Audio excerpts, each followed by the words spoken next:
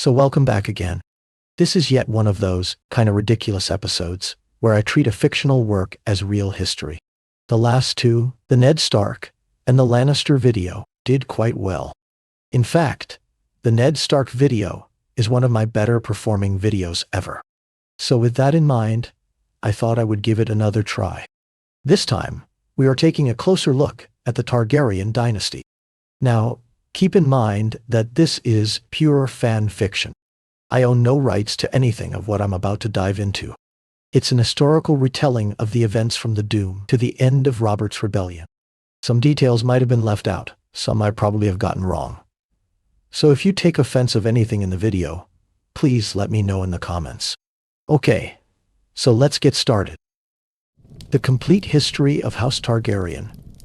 In the quiet hours, when the world grows still, and memory becomes softer than stone, there exists a story written in fire and ash, in blood and wings, in prophecy and silence. It is the story of a house that rose from the volcanic heart of an ancient empire, survived the greatest catastrophe the world had ever known, and carved its name across centuries of history with flame and determination. This is the story of House Targaryen, a dynasty born of dragonfire, sustained by vision, and transformed by the weight of crowns and the burden of extraordinary power. Long before the great cities of Westeros knew their current names, before the Iron Throne existed as more than ore in distant mountains, there stood upon the western edge of the known world a civilization unlike any that had come before, or would come after. Valyria, the Freehold, rose from the smoking peninsula in the far east of Essos, a realm built upon molten stone and sustained by magics so profound that they bent the very fabric of nature to human will. The Valyrians were not merely conquerors or builders. They were shepherds of dragons, masters of flame, practitioners of blood magic and sorcery that allowed them to shape mountains, carve roads through solid rock, and forge weapons that would never dull or break. In this empire of fire and ambition, House Targaryen was but one family among many, a minor house in the hierarchy of dragonlord families that ruled the Freehold. They were not the greatest, not the most wealthy, not the most politically powerful. They dwelled in comfortable obscurity, tending their dragons, maintaining their bloodlines, and watching the world from their place within the great volcanic civilization. The Targaryen family possessed the silver gold hair and violet eyes common to the old blood of Valyria, markers of ancestry that stretched back through centuries of careful marriage and the mingling of human and draconic essence that gave the dragonlords their unique gifts. They were shepherds of winged fire, as were dozens of other families, nothing more and nothing less. Yet something set them apart, though it would not become clear until the world itself broke open. Whether it was prophecy, intuition, or simple cautious wisdom, the Targaryens began to feel an unease about the Freehold's future. Some accounts speak of dreams, visions carried on wings of smoke and shadow. Others suggest it was the careful observation of volcanic activity, the reading of signs in ash and tremor that others dismissed. The man who would save House Targaryen from annihilation was Aegon Targaryen, who sometime around 12 years before the Doom made a decision that would echo through the ages. Whether moved by the prophetic dreams of his daughter Daenerys, called Daenerys the Dreamer, or by some other instinct, Aegon gathered his family, their dragons, their treasures, and their most loyal servants, and departed Valyria for a distant outpost in the narrow sea.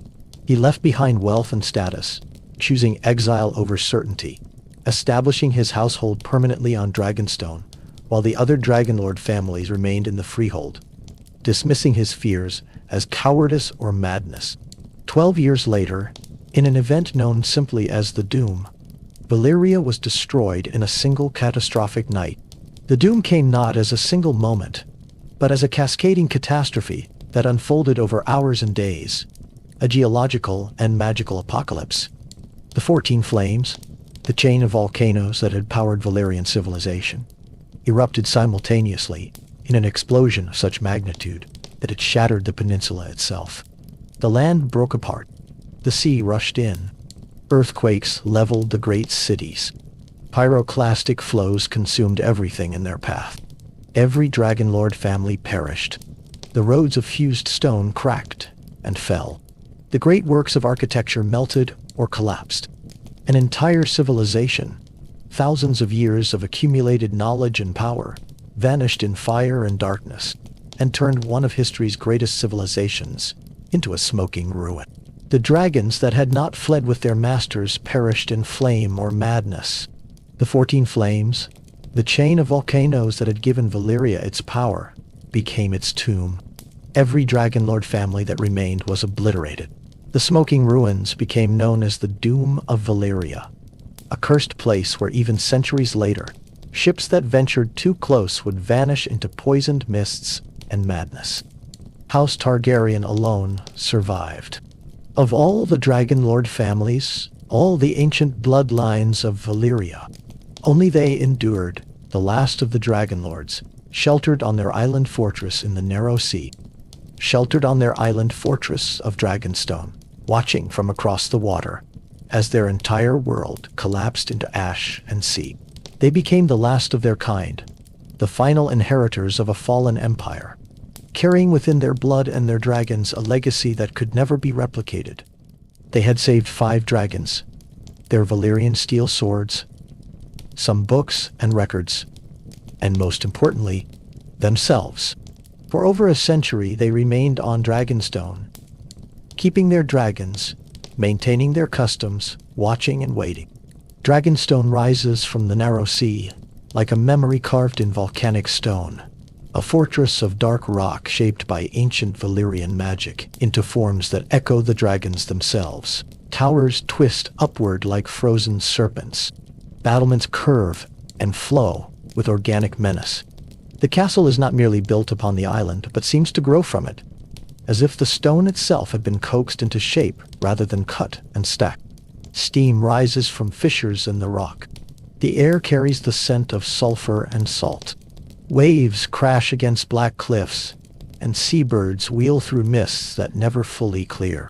Here, the Targaryens dwelled in the long years after the Doom, neither rulers of a great empire, nor simple lords of Westeros.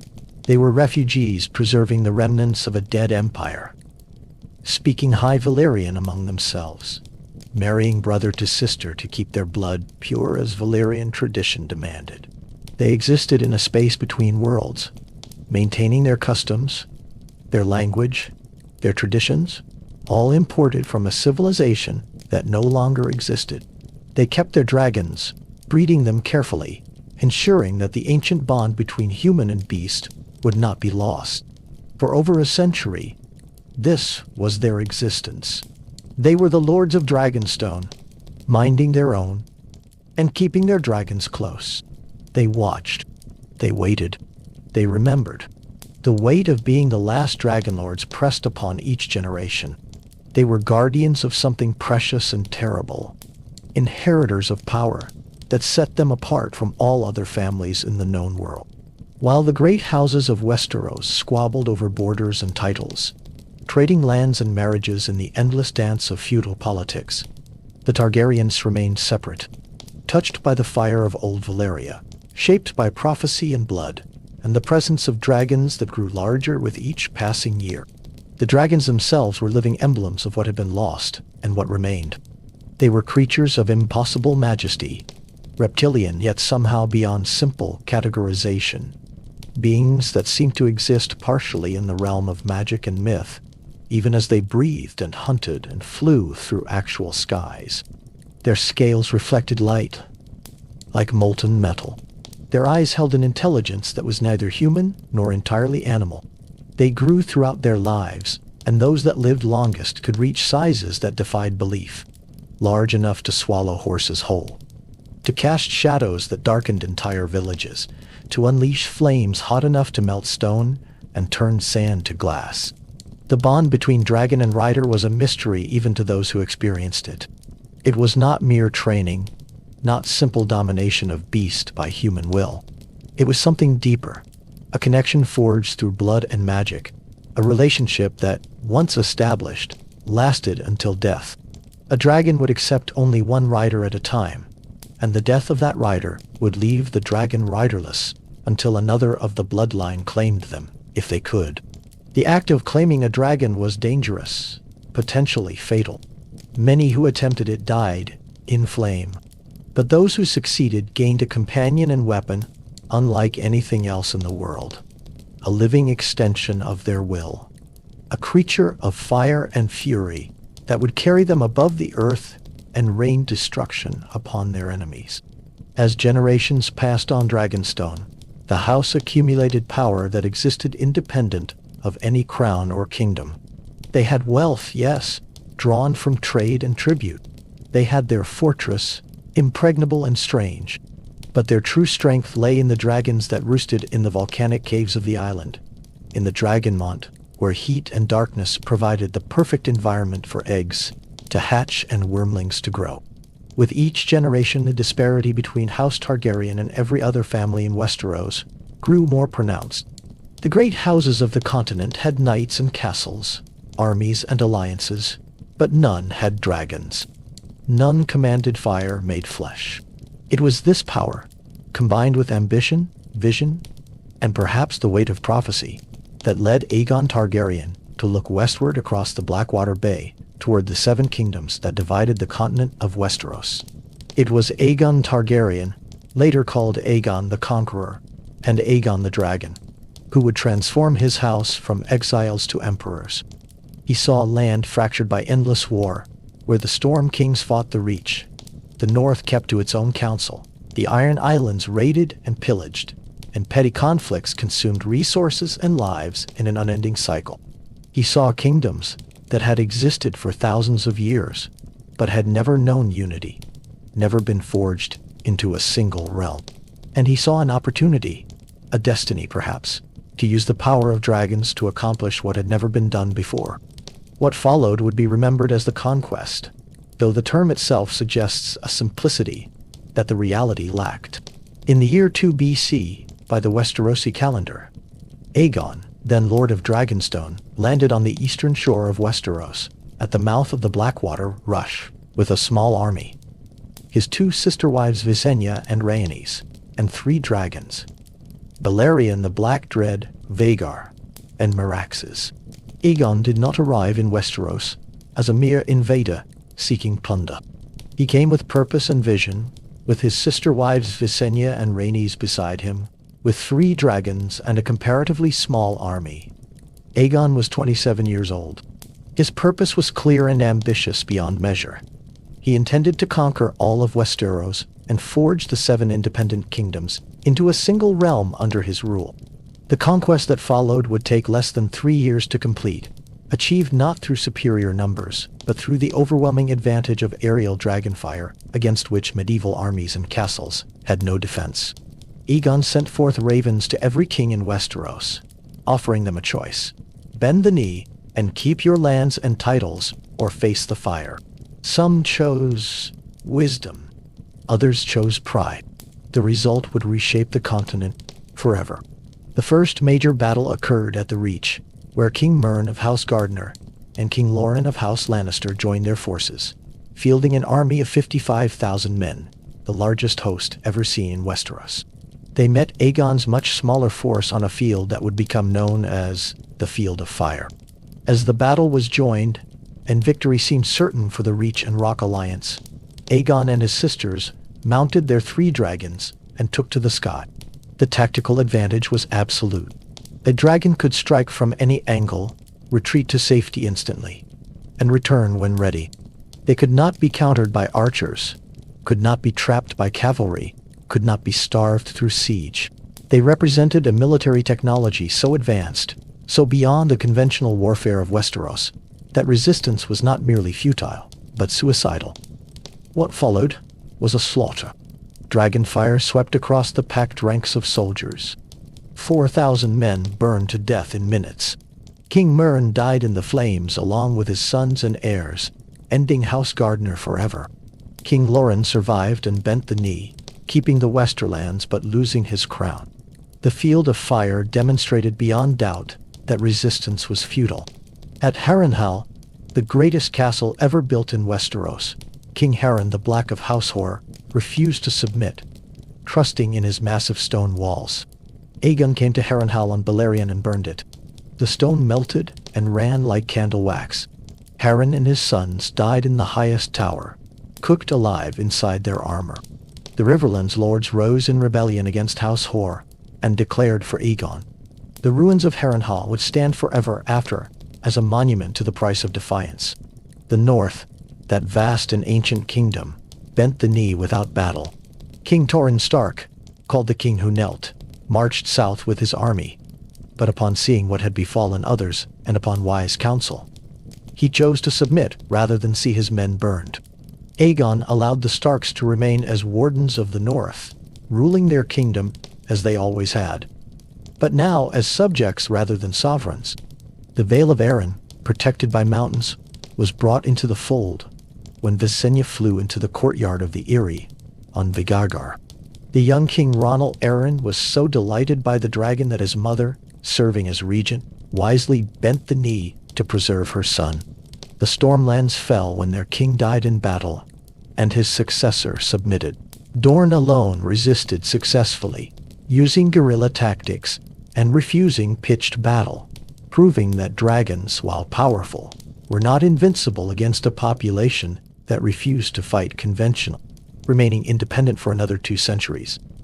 When the fighting ended, Aegon faced the question of how to symbolize this new unified realm. He chose iron, the metal of weapons and tools, the substance of strength and labor. He commissioned the forging of the Iron Throne from the swords of his defeated enemies, melted together with dragonfire into a massive, uncomfortable seat that towered above those who approached it. The throne was asymmetrical, bristling with blades. It was deliberately imposing, deliberately uncomfortable, a throne that would cut any king who sat it carelessly. A reminder that rule was not meant to be easy or comfortable, but rather a burden accepted and a duty fulfilled. The throne became the symbol of Targaryen power, of the unified realm, and of the cost of conquest. The small fishing village where Aegon had first landed became King's Landing, which would grow into the capital and largest city of the realm. Unlike the ancient cities of Westeros with their long histories and deep roots, King's Landing was a new creation, built to serve the needs of a unified realm, positioned strategically on the Blackwater Bay, where sea trade could flourish and armies could be supplied from multiple directions. The Red Keep rose above the city, another fortress, this one built in the Westerosi style rather than the Valyrian, a concession to the new land Aegon now ruled. Yet even here, the influence of Dragonstone remained. Dragon skulls decorated the throne room. Targaryen customs and traditions shaped court protocol. The king and his family continued the practice of sibling marriage, continued to speak Valyrian among themselves, continued to ride dragons and maintain the ancient bonds. Aegon was crowned as Aegon, the first of his name, King of the Andals, the Rhoynar, and the first men, Lord of the Seven Kingdoms and Protector of the Realm. His reign, which would last 37 years, established the foundations of unified rule. He built the Red Keep as the royal residence, established the small council to administer the realm, appointed the first hand of the king, created the King's Guard as an elite order of 7 knights sworn to protect the monarch, and began the work of weaving 7 kingdoms into one realm. He was a capable administrator and a just ruler, stern but fair, more interested in consolidation than glory. The transformation from dragonlords to monarchs was profound. On Dragonstone, Targaryens had been separate, apart, maintaining the traditions of a dead empire. As rulers of Westeros, they became something new, a bridge between the ancient world of Valyria and the feudal kingdoms of the continent. They had to learn to govern people who did not share their customs, who viewed their marriage practices with discomfort, who had their own deep traditions and expectations of how kings should behave. They had to balance the power of dragons against the need for loyalty and cooperation from the great houses. They had to transform from a family of exiles into a dynasty capable of holding together a realm that had never known unity. This was accomplished through a combination of dragonfire and diplomacy, fear and respect, the overwhelming power of their weapons balanced against carefully managed relationships with the great houses. The Targaryens married into the noble families of Westeros, creating bonds of blood and alliance. They granted positions of honor and responsibility to those who had fought against them. They maintained the traditions and laws of the separate kingdoms while slowly weaving them into a coherent whole. They built roads and established common currency, created institutions that served the entire realm rather than individual kingdoms. And always the dragons remained, a constant reminder of the price of rebellion, a deterrent that made the cost of resistance far too high to contemplate. Yet even as the Targaryens established their rule, they brought with them certain beliefs and philosophies that set them apart. There was the conviction of exceptional destiny, the certainty that they were chosen by fate or prophecy to rule. This was not mere arrogance, but a fundamental part of their worldview, shaped by their survival of the doom, by their unique bond with dragons, by generations of being the last of their kind. They viewed themselves as fundamentally different from other families, not merely more powerful, but actually separate, a distinct kind of being marked by the blood of old Valyria and the dragons that had survived the cataclysm. This exceptionalism manifested in many ways. The continued practice of sibling marriage was the most visible and controversial, a tradition that kept the blood pure but also concentrated certain traits, both beneficial and dangerous. The Targaryens believed that only they could ride dragons, that the bond was something in their blood that could not be transferred to others. This was largely true, though exceptions existed, and the belief reinforced their sense of being set apart.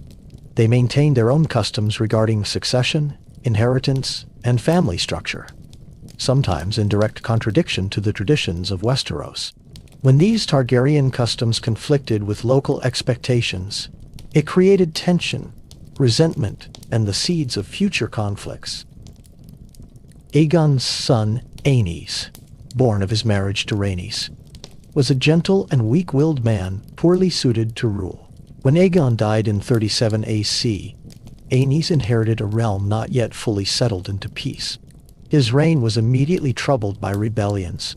The Faith of the Seven rose in armed revolt against the Targaryens, condemning the practice of sibling marriage as an abomination. Aerys proved unable to effectively suppress these rebellions, and his health failed under the stress. He died after reigning only 5 years, possibly poisoned, leaving the throne to a more capable but far more brutal successor. Maegor, Aegon's second son by Visenya, was everything Aerys was not. Strong, ruthless, terrible in his cruelty. He seized the throne over Aerys' children and earned the name Maegor the Cruel through acts of extraordinary brutality. When the Faith militant continued their uprising, Maegor crushed them with dragonfire and mass executions. He outlawed the military orders of the Faith and had hundreds of rebels tortured and killed. He took multiple wives in defiance of both faith and custom. He completed the Red Keep's construction and then had all the builders executed to preserve its secrets. His reign was a reign of terror that lasted 6 years before he was found dead on the Iron Throne, impaled on its blades. Whether he was murdered or took his own life remains unknown. The throne passed to Aerys' son Jaehaerys, who would become known as Jaehaerys, the Conciliator, and Jaehaerys, the Wise. He was 14 when he became king, and would reign for 55 years, the longest reign in Targaryen history. Jaehaerys was a skilled diplomat who made peace with the Faith by offering concessions while maintaining Targaryen exceptionalism, allowing the Targaryens to continue marrying within the family but yielding on other points. He traveled the realm extensively, hearing petitions, dispensing justice, making himself visible to his subjects. He codified laws, built roads including the Great King's Road that ran the length of the realm, established a unified code of justice, and generally proved that the Targaryens could rule through wisdom as well as fire. Jaehaerys married his sister Alysanne, called Good Queen Alysanne, who was beloved throughout the realm for her charity and kindness. Together, they had 13 children, though many died young. The king and queen ruled as partners, with Alysanne often serving as counselor and advocate for the small folk. Their reign represented the Targaryen dynasty at its best, powerful but just, maintaining peace and prosperity, earning genuine loyalty rather than mere fear. When Jaehaerys finally died in 103 AC, he left behind a stable realm and a succession that seemed secure. His grandson Viserys, chosen over other claimants in a great council, inherited the throne. Viserys I was a good-natured and peaceable man, more interested in models and histories than in governance. His reign began well enough, but his decisions regarding succession would lead to catastrophe. His first wife, Aemma, died giving birth to their only surviving child, a daughter named Rhaenyra.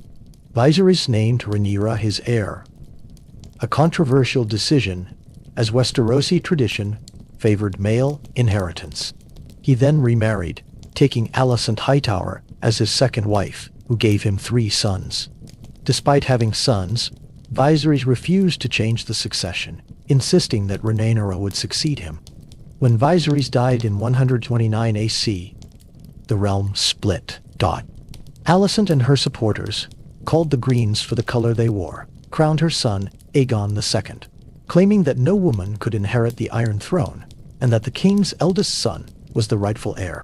Rhaenyra and her supporters, called the Blacks, refused to accept this usurpation, and declared Rhaenyra the legitimate queen. Both sides had dragons.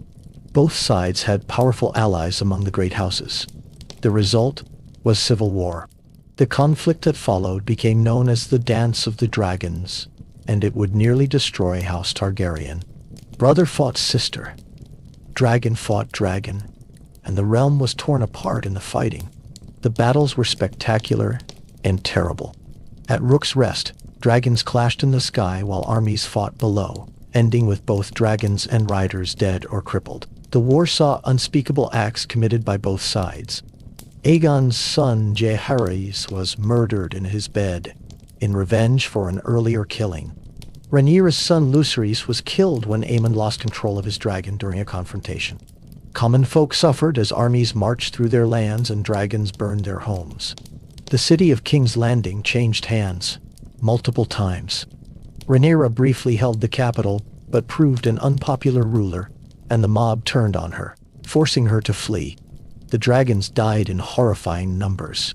In King's Landing, a mob stormed the dragon pit, slaughtering the dragons housed there in a riot of religious fervor and rage. The people turned against the dragons, seeing them as symbols of Targaryen evil.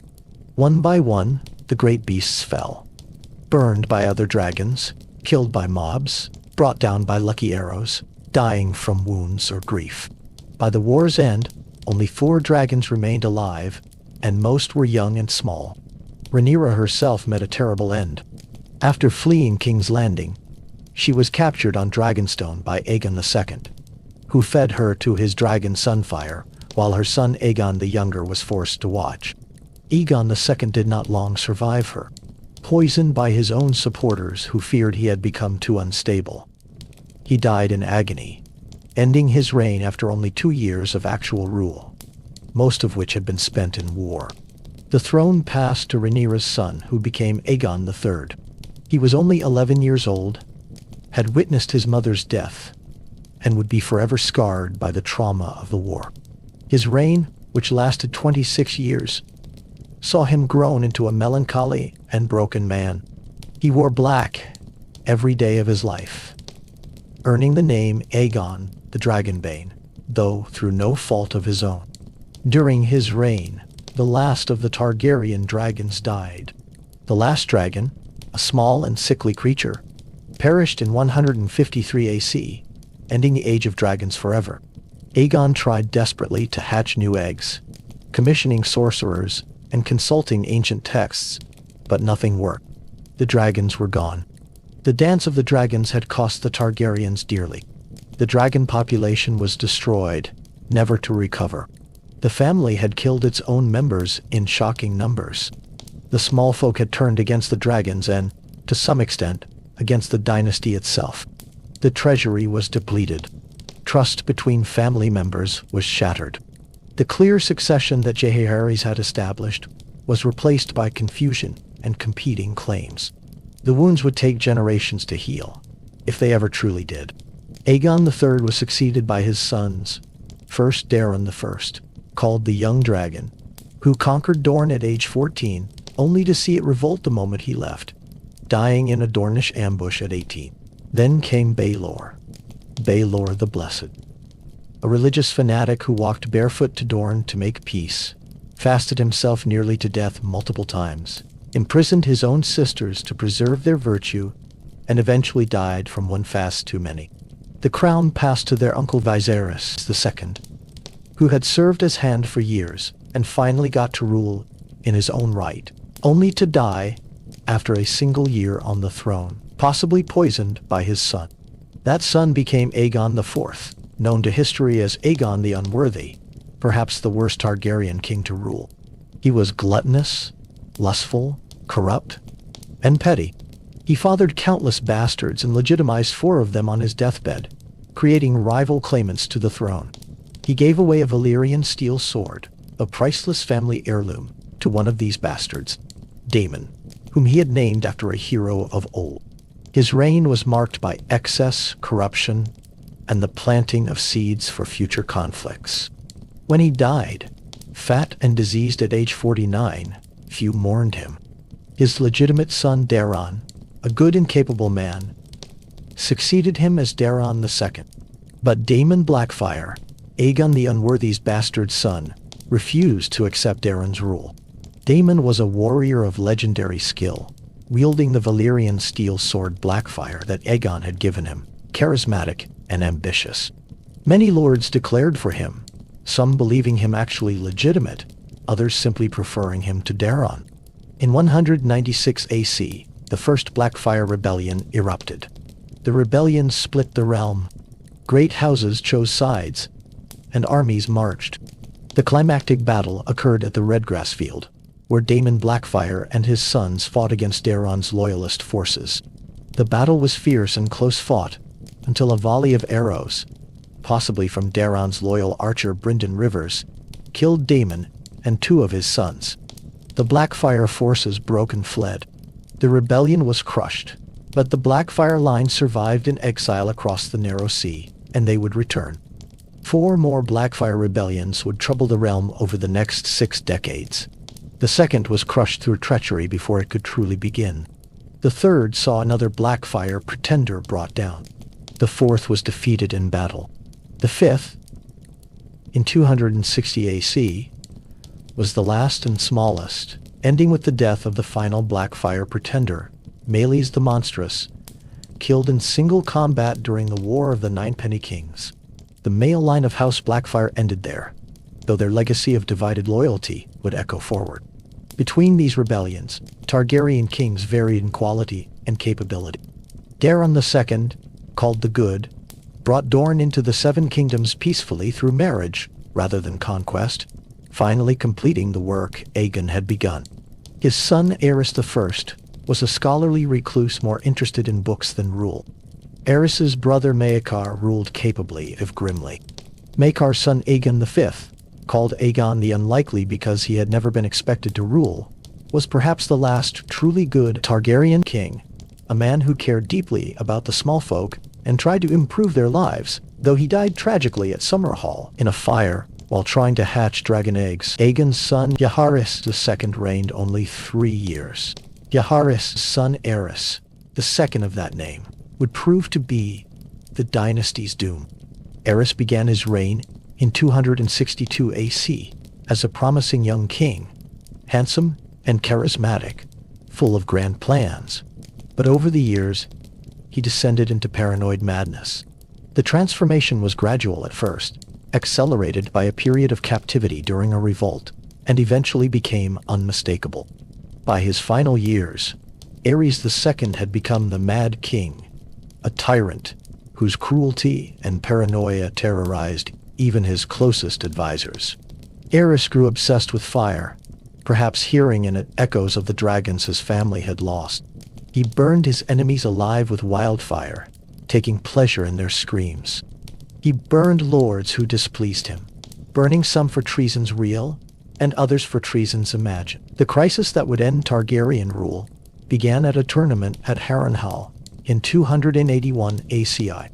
Prince Rhaegar, married to Elia Martell of Dorne, crowned Lyanna Stark of Winterfell as the Queen of Love and Beauty instead of his own wife, a shocking breach of propriety. Within a year, Rhaegar had absconded with Lyanna. Whether she went willingly or was abducted remained disputed. Lyanna was betrothed to Robert Baratheon, Lord of Storm's End, and her brother Brandon Stark rode to King's Landing, demanding that Rhaegar would come out and face them. Aerys arrested Brandon and his companions for threatening the crown prince, then summoned their fathers to court to answer for their sons' crimes. When they came, Aerys had them all brutally executed. Lord Rickard Stark was burned alive in his armor, while his son Brandon was strangled, trying to save him.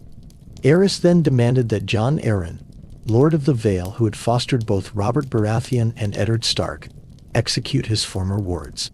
Instead, Jon Arryn raised his banners in revolt. Robert's rebellion, also called the War of the Usurper by Targaryen loyalists, engulfed the realm. Robert Baratheon, Eddard Stark, and Jon Arryn led the rebel forces. Houses Tully and Arryn joined them. The Lannisters waited to see who would win. The Tyrells and Martells fought for the Targaryens. Without dragons, the war was fought with conventional armies, and the outcome was far from certain. The rebels won victories at Gulltown and Summerhall. Rhaegar, the Crown Prince, finally emerged from wherever he had been hiding with Lyanna Stark, and led a loyalist army to face the rebels. The decisive battle occurred at the Trident, where Robert Baratheon and Rhaegar Targaryen met in single combat in the midst of the ford.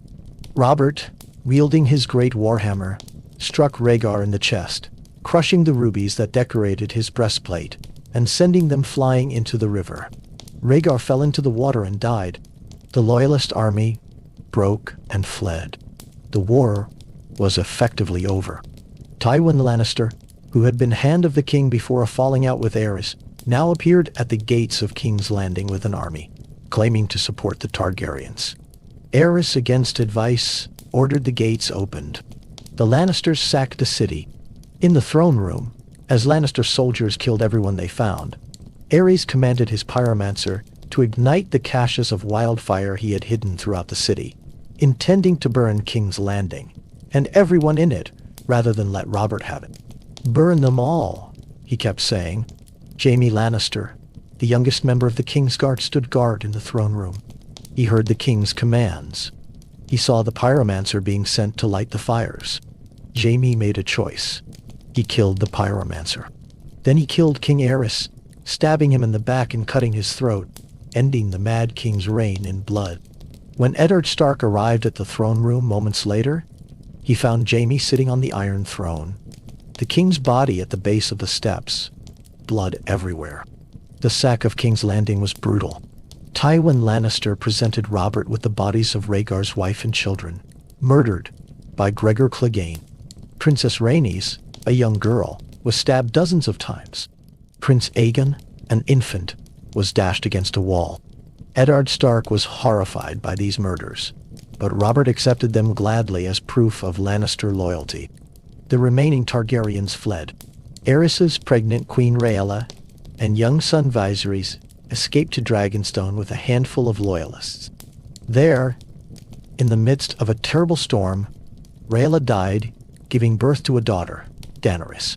The garrison of Dragonstone prepared to sell the children to Robert, but loyal Sir Willem Darry smuggled them across the narrow sea to the free cities. They fled from city to city, homeless and hunted. Viserys grew into a bitter and unstable young man, obsessed with reclaiming his throne. Daenerys grew up in exile, knowing only poverty and fear, and her brother's growing madness. Robert Baratheon claimed the Iron Throne by right of conquest, and through his grandmother's Targaryen blood. He married Cersei Lannister to secure the Lannisters' support. The remaining Targaryen loyalists were pardoned or went into exile. The great Targaryen dynasty, which had ruled for nearly 300 years, which had conquered a continent and unified 7 kingdoms, which had commanded dragons and reshaped the world, was broken and scattered. Only 2 children remained, exiles in Essos, carrying the name and blood of House Targaryen, but possessing neither dragons nor kingdoms, nor any real hope of return. And so the Targaryen dynasty ended, not in dragonfire and glory, but in madness, murder, and exile. From the doom of Valyria to the fall of King's Landing. From the height of power with dragons in the sky to the final degradation of a mad king killed by his own guard, the arc was complete. They had changed Westeros forever, unified the realm, ruled for 3 centuries, and then fallen when their last king's madness became too much to bear. What they left behind was complex. The unified realm remained, though under a new dynasty.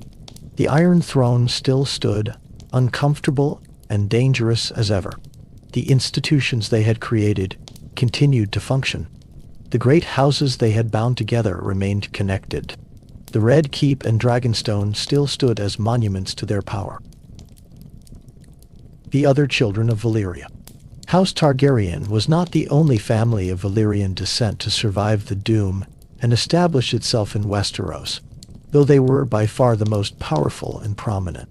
Other families had also fled the Freehold before its destruction, or had been established in outlying territories when catastrophe struck.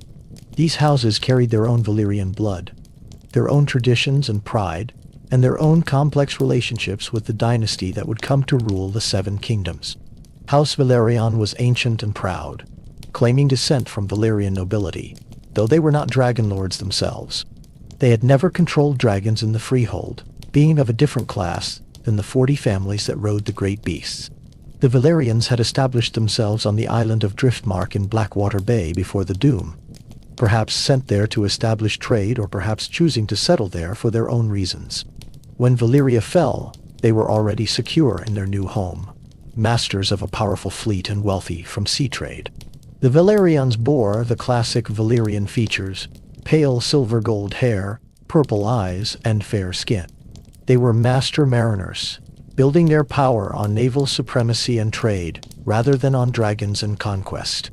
Their seat at Driftmark was called High Tide, a magnificent castle that demonstrated their wealth and status. The Valyrians built a fleet that was the strongest in Westeros, making them valuable allies to the Targaryens, and essential to the defense of the realm's eastern coasts. When Aegon the Conqueror began his campaign to unite the 7 kingdoms, Lord Daemon Valyrian and his fleet joined the effort, providing naval power that complemented the Targaryens' aerial dominance. This alliance was cemented through marriage, with Valyrians frequently wedding Targaryens across the generations. The 2 houses became closely intertwined, their Valyrian blood mingling, their fortunes and fates connected. Corlys Velaryon, called the Sea Snake, was perhaps the greatest of his house, a legendary sailor and adventurer who became the wealthiest man in the 7 kingdoms. Born in 53 AC, Corlys made 9 great voyages to distant lands, bringing back treasures and exotic goods that made his house fabulously rich. He built a new High Tide that was even more magnificent than the old, a palace that rivaled the Red Keep in grandeur. He served as master of ships on the Small Council, commanded the royal fleet, and married Rhaenys Targaryen, granddaughter of King Jaehaerys I. Through his marriage, Corlys's children carried both Valyrian and Targaryen blood. His son Lenor married Princess Rhaenyra Targaryen, heir to King Viserys I, and Rhaenyra's children bore the Valyrian name despite strong suspicions about their actual parentage.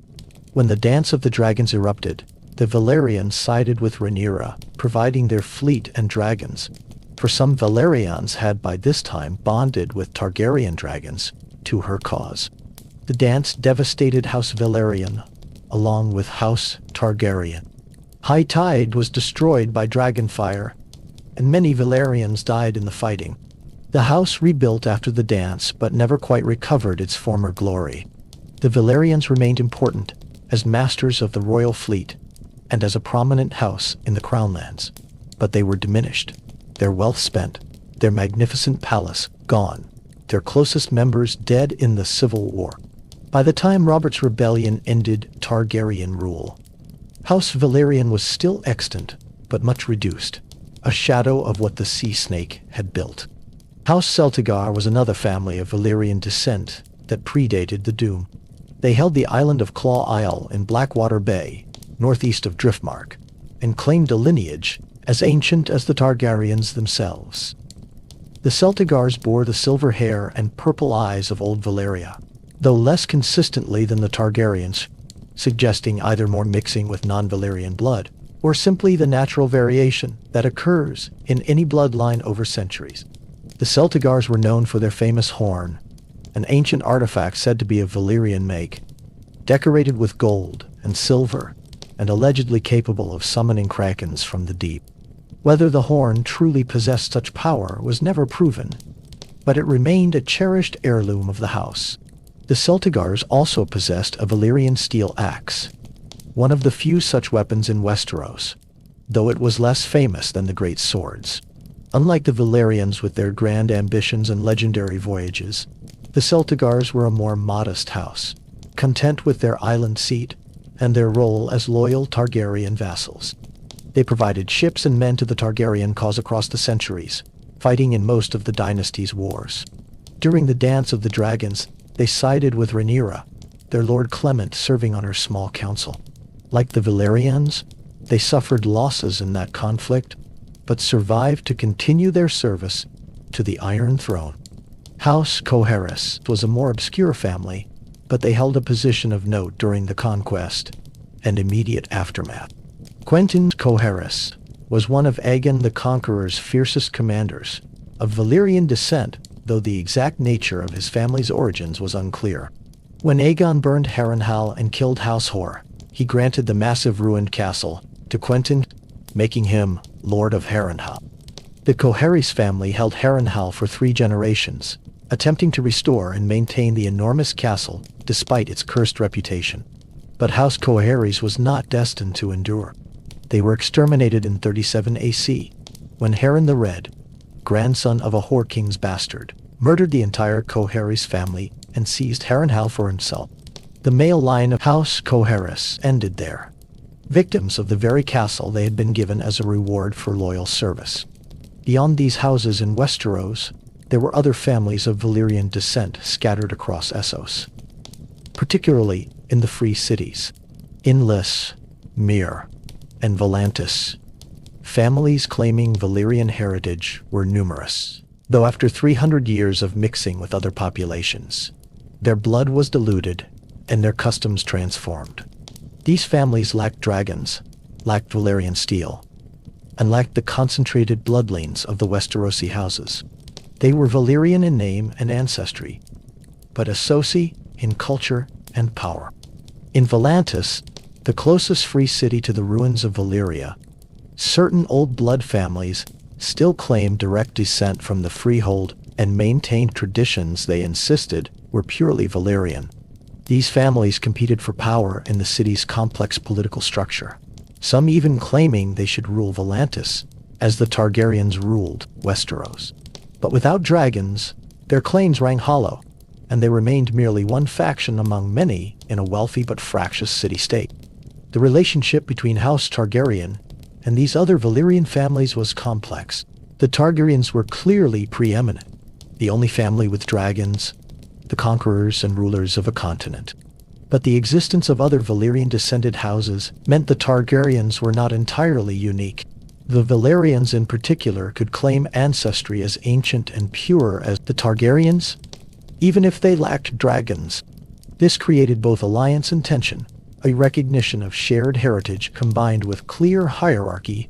The marriages between Targaryens and Valyrians or Celtigars were seen as acceptable alternatives to sibling marriage, allowing the Targaryens to keep their blood relatively pure, while avoiding the genetic risks and political problems that came with brother marrying sister. These marriages produced children who were Targaryen in all but name, carrying the silver hair and purple eyes, maintaining the Valyrian appearance that the dynasty prized. When the Targaryen dynasty fell, these other Valyrian houses faced a crisis of identity and loyalty. The Valyrians and Celtigars had been Targaryen loyalists for 3 centuries, their fates intertwined with the Dragon dynasty. The fall of House Targaryen left them without their traditional patrons and protectors. They bent the knee to Robert Baratheon, accepted the new order, and continued as they had before, but diminished their special status as companions to the Dragon Kings now gone. These other children of Valyria served as a reminder that House Targaryen, for all their exceptionalism and claims to unique destiny, were part of a larger diaspora from the Freehold. They were the most successful survivors of the Doom, the ones who rose highest and achieved the most. But they were not the only survivors. The Valyrian legacy was scattered across the world, preserved in diluted form in dozens of families and thousands of individuals who carried some trace of the blood of old Valyria in their veins. In the end, all these families shared a common origin in the greatest civilization the world had known, and a common fate in being the inheritors of its ruins. The Targaryens had dragons and crowns, but all the Valyrian families shared the melancholy knowledge that they were echoes of a greater past, descendants of something that could never be restored, keepers of a heritage that grew more distant with each passing generation. The dragons themselves were both the source of Targaryen power and a constant management challenge. They were not pets or simple weapons, but living beings with their own needs, temperaments, and dangers. A dragon required vast amounts of food. They were territorial and sometimes aggressive toward each other. They were long-lived and grew continuously, meaning that the oldest dragons became almost unmanageable in their size and power. Housing them, feeding them, ensuring they did not terrorize the local population, all of this required constant attention and resources. The dragon pit was constructed in King's Landing to serve as a stable and training ground.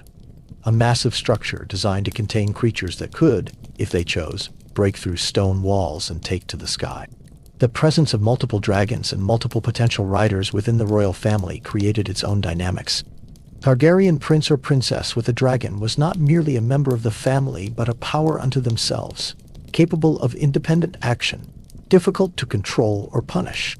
This distributed military power throughout the family in a way that made succession and internal conflicts potentially catastrophic. When Targaryens disagreed, they could disagree with dragons behind them, and the resolution of such conflicts could devastate entire regions.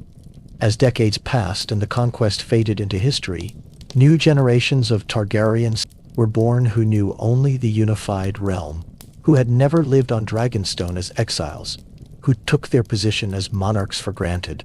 The memory of Valyria became more distant, more mythological. The dragons remained, but their purpose shifted from conquest to deterrence, from active weapon to symbol of power that need not be deployed. The house settled into the rhythms of dynastic rule, dealing with the challenges that face any royal family. Succession, marriage alliances, the balance of power between crown and nobility, the administration of a vast realm, the eternal questions of justice, taxation, defense, and prosperity. Yet the dragons ensured that Targaryen rule always carried an element of the extraordinary. A king who could summon dragonfire was not like other kings. A dynasty that maintained creatures of legend in the capital city was not an ordinary dynasty. The very architecture of power was different when the ultimate sanction was not an army that took weeks to mobilize, but a dragon that could be airborne in minutes and rain destruction by nightfall. This changed the calculus of rebellion, of political maneuvering, of the relationship between crown and subject. Fear played a larger role than it might have otherwise. Respect was tinged with terror. Loyalty was maintained partly through genuine allegiance and partly through the rational calculation that defiance meant death from above. The great houses of Westeros adapted to this reality in various ways. Some embraced their role in the new order, serving the crown with genuine loyalty and skill. Others maintained quiet resentment, biding their time, waiting for weakness. Still others simply accepted the new arrangement as the reality of their world, serving neither with great enthusiasm nor resistance, but merely fulfilling their obligations and managing their own domains. The realm functioned, trade flourished, conflicts were mediated rather than escalated to war, and for long periods, the peace established by conquest held firm. But within the royal family itself, cracks began to appear. The concentration of power, the practice of sibling marriage, the belief in exceptional destiny. All of these created pressures that would, over generations, produce instability. When succession was unclear, when multiple claimants existed, when strong personalities clashed, the results could be catastrophic. The same dragons that had conquered the realm became weapons in civil wars that tore the family apart. Brother fought brother, sister fought sister, and the skies above Westeros witnessed battles between dragons that devastated the very lands the Targaryens claimed to protect. The first great internal crisis revealed both the strength and the vulnerability of dragon-dependent power. When succession was disputed, and the realm divided its loyalty between competing claimants, dragons fought dragons. The battles were spectacular and terrible. Engagements in the sky that ended with both beasts and riders falling to their deaths, flames scorching the earth below, entire armies incinerated in moments. The fighting proved that dragons could defeat dragons, that Targaryen power could cancel itself out, leaving devastation in its wake. Towns burned, castles fell. The great houses chose sides and paid in blood for their choices. When the fighting finally ended, the realm was exhausted, the royal family decimated, and crucially, many of the dragons were dead. This was the beginning of the dragon's decline. Where once there had been dozens of dragons of various sizes, the civil war reduced their numbers dramatically. Some died in battle. Others died from wounds or disease in the aftermath. The knowledge of how to care for them, how to help eggs hatch and hatchlings thrive, began to fragment and fail. Dragons that had been magnificent became smaller in successive generations. New dragons born in captivity did not reach the sizes of their wild-born ancestors. The dragon pit, meant to house and protect the beasts, may have inadvertently contributed to their decline, as dragons confined and controlled did not thrive as those that roamed free. As the dragons diminished, so too did the unique advantage that had made Targaryen rule unassailable. A king with 3 large healthy dragons was essentially invulnerable to internal threat. A king with 1 small dragon, or no dragons at all, was merely a man with a crown, relying on the same mechanisms of loyalty, law, and military force that every other king had always used. The transformation was gradual, but inexorable. With each generation, the dragons became fewer, smaller, weaker. The last dragons were pitiful creatures compared to the great beasts of the Conquest, small enough to fit in a room, weak enough that they could barely fly, dying young from ailments that their ancestors would have shrugged off. When the last dragon died, it marked the end of an era. House Targaryen remained on the Iron Throne, still possessed the symbols and the legacy, still carried the blood of old Valyria. But they had lost the source of their exceptionalism. They were no longer dragonlords but simply kings, rulers maintained by tradition and law rather than overwhelming force. This changed everything. Rebellions that would have been unthinkable with dragons became possible. Challenges to authority that would have been met with fire could now only be addressed through conventional military means. The great houses no longer feared the sky, and their calculations of power shifted accordingly. Yet the memory of dragons remained powerful, even in their absence. The skulls that decorated the Red Keep testified to what had been.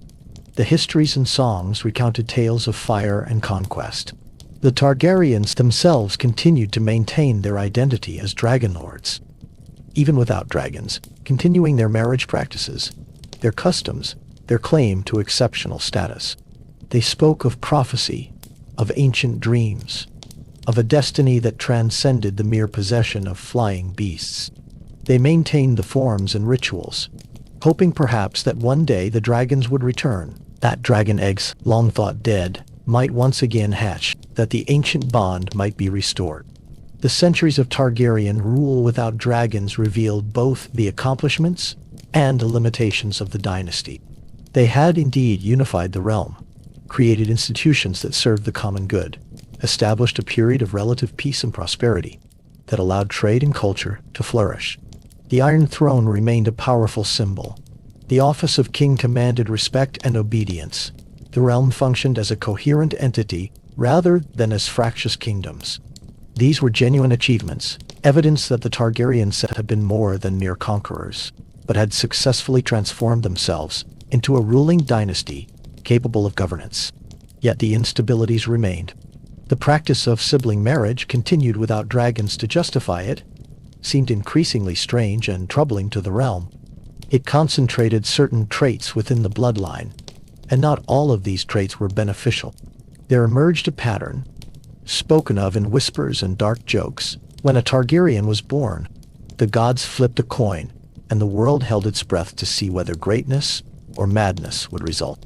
Some Targaryen kings were wise, just, capable rulers who served the realm well. Others were cruel, paranoid, unstable, prone to fits of violence or delusion that terrified those around them. The bloodline that had produced dragons seemed to produce extremes of human nature as well, both brilliant and terrible in equal measure. The tension between the Targaryen identity and the Westerosi reality never fully resolved. They were kings of Westeros, but never entirely of Westeros, maintaining their separateness, their special claim, their insistence on being different.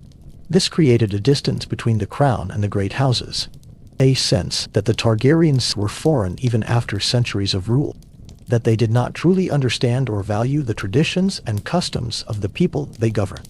When instability came, when madness manifested in a king, when the distance between crown and subject became too great, this latent tension could explode into open conflict.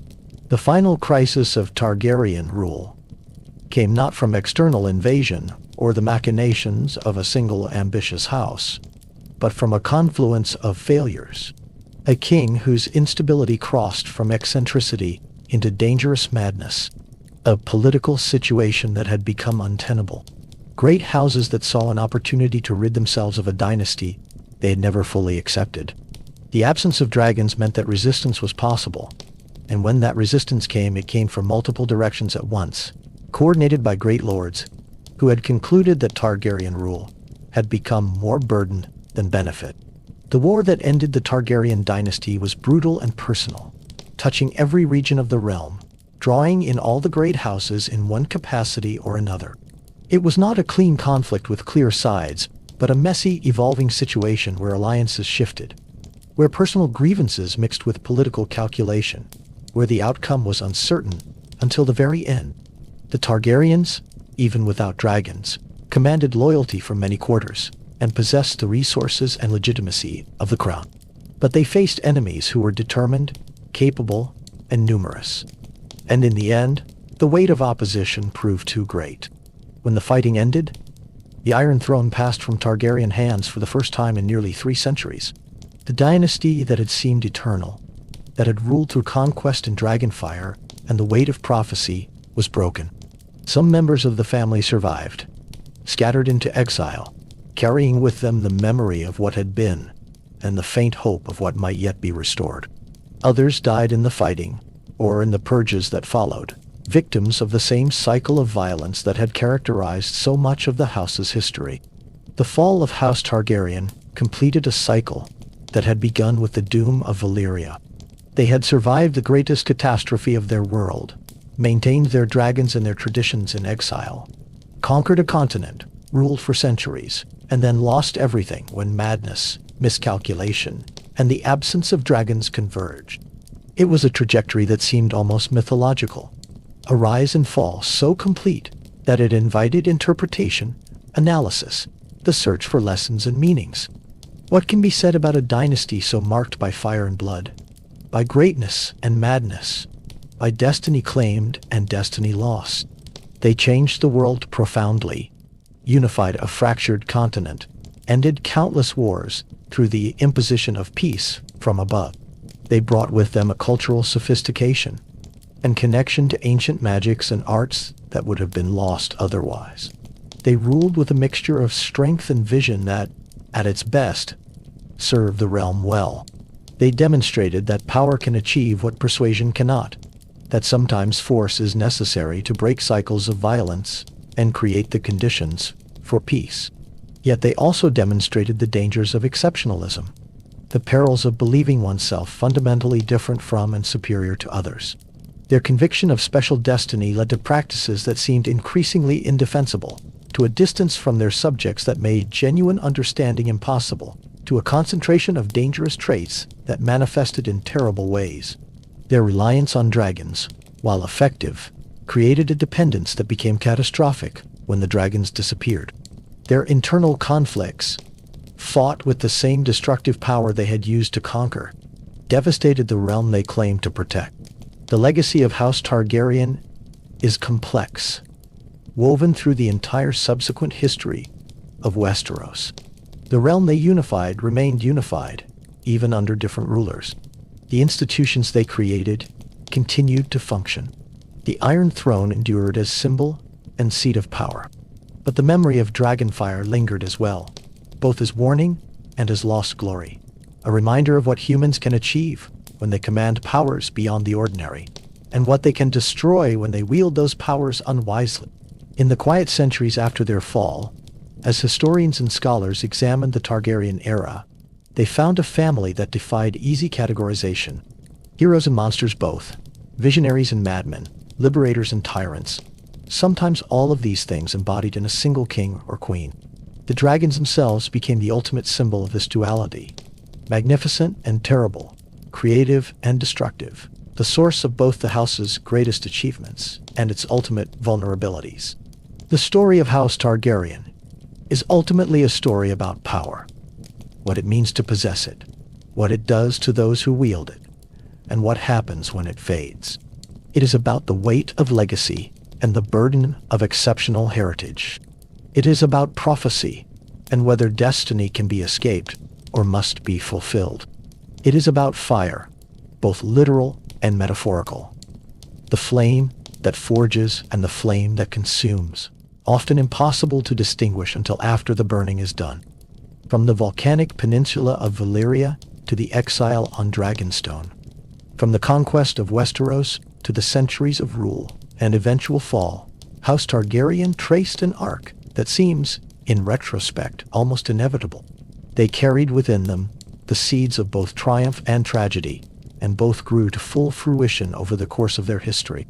They were shaped by fire, and they returned to it, leaving behind memories, symbols, and the eternal question of what might have been if things had gone differently, if choices had been different, if madness had not manifested, if dragons had not died. The world they left behind was changed forever by their presence. The concept of a unified Westeros, once achieved, could not be unthought. The great houses had learned to coordinate across vast distances, to think of themselves as part of a larger realm, even as they maintained their local identities. The infrastructure, the laws, the traditions of unified rule all persisted. But the particular dynasty that had created this unity was gone, replaced by others who would try to maintain what the Targaryens had built, while escaping the patterns that had doomed them. In the end, perhaps what House Targaryen demonstrates most clearly is that power alone is not sufficient for enduring rule. Dragons could conquer, but could not ultimately preserve. Fire could forge a realm, but could not sustain it indefinitely. What was needed was not merely strength but wisdom, not merely the ability to command, but the capacity to connect, not merely the conviction of destiny, but the humility to serve. Where the Targaryens achieved this balance, they thrived. Where they failed to achieve it, they planted the seeds of their own destruction. The fires have long since dimmed. The dragons are gone from the world, existing now only in skulls and stories, in the memories passed down through generations, and the songs sung in taverns and great halls. The Targaryens themselves are scattered or dead, their line broken, their kingdom lost.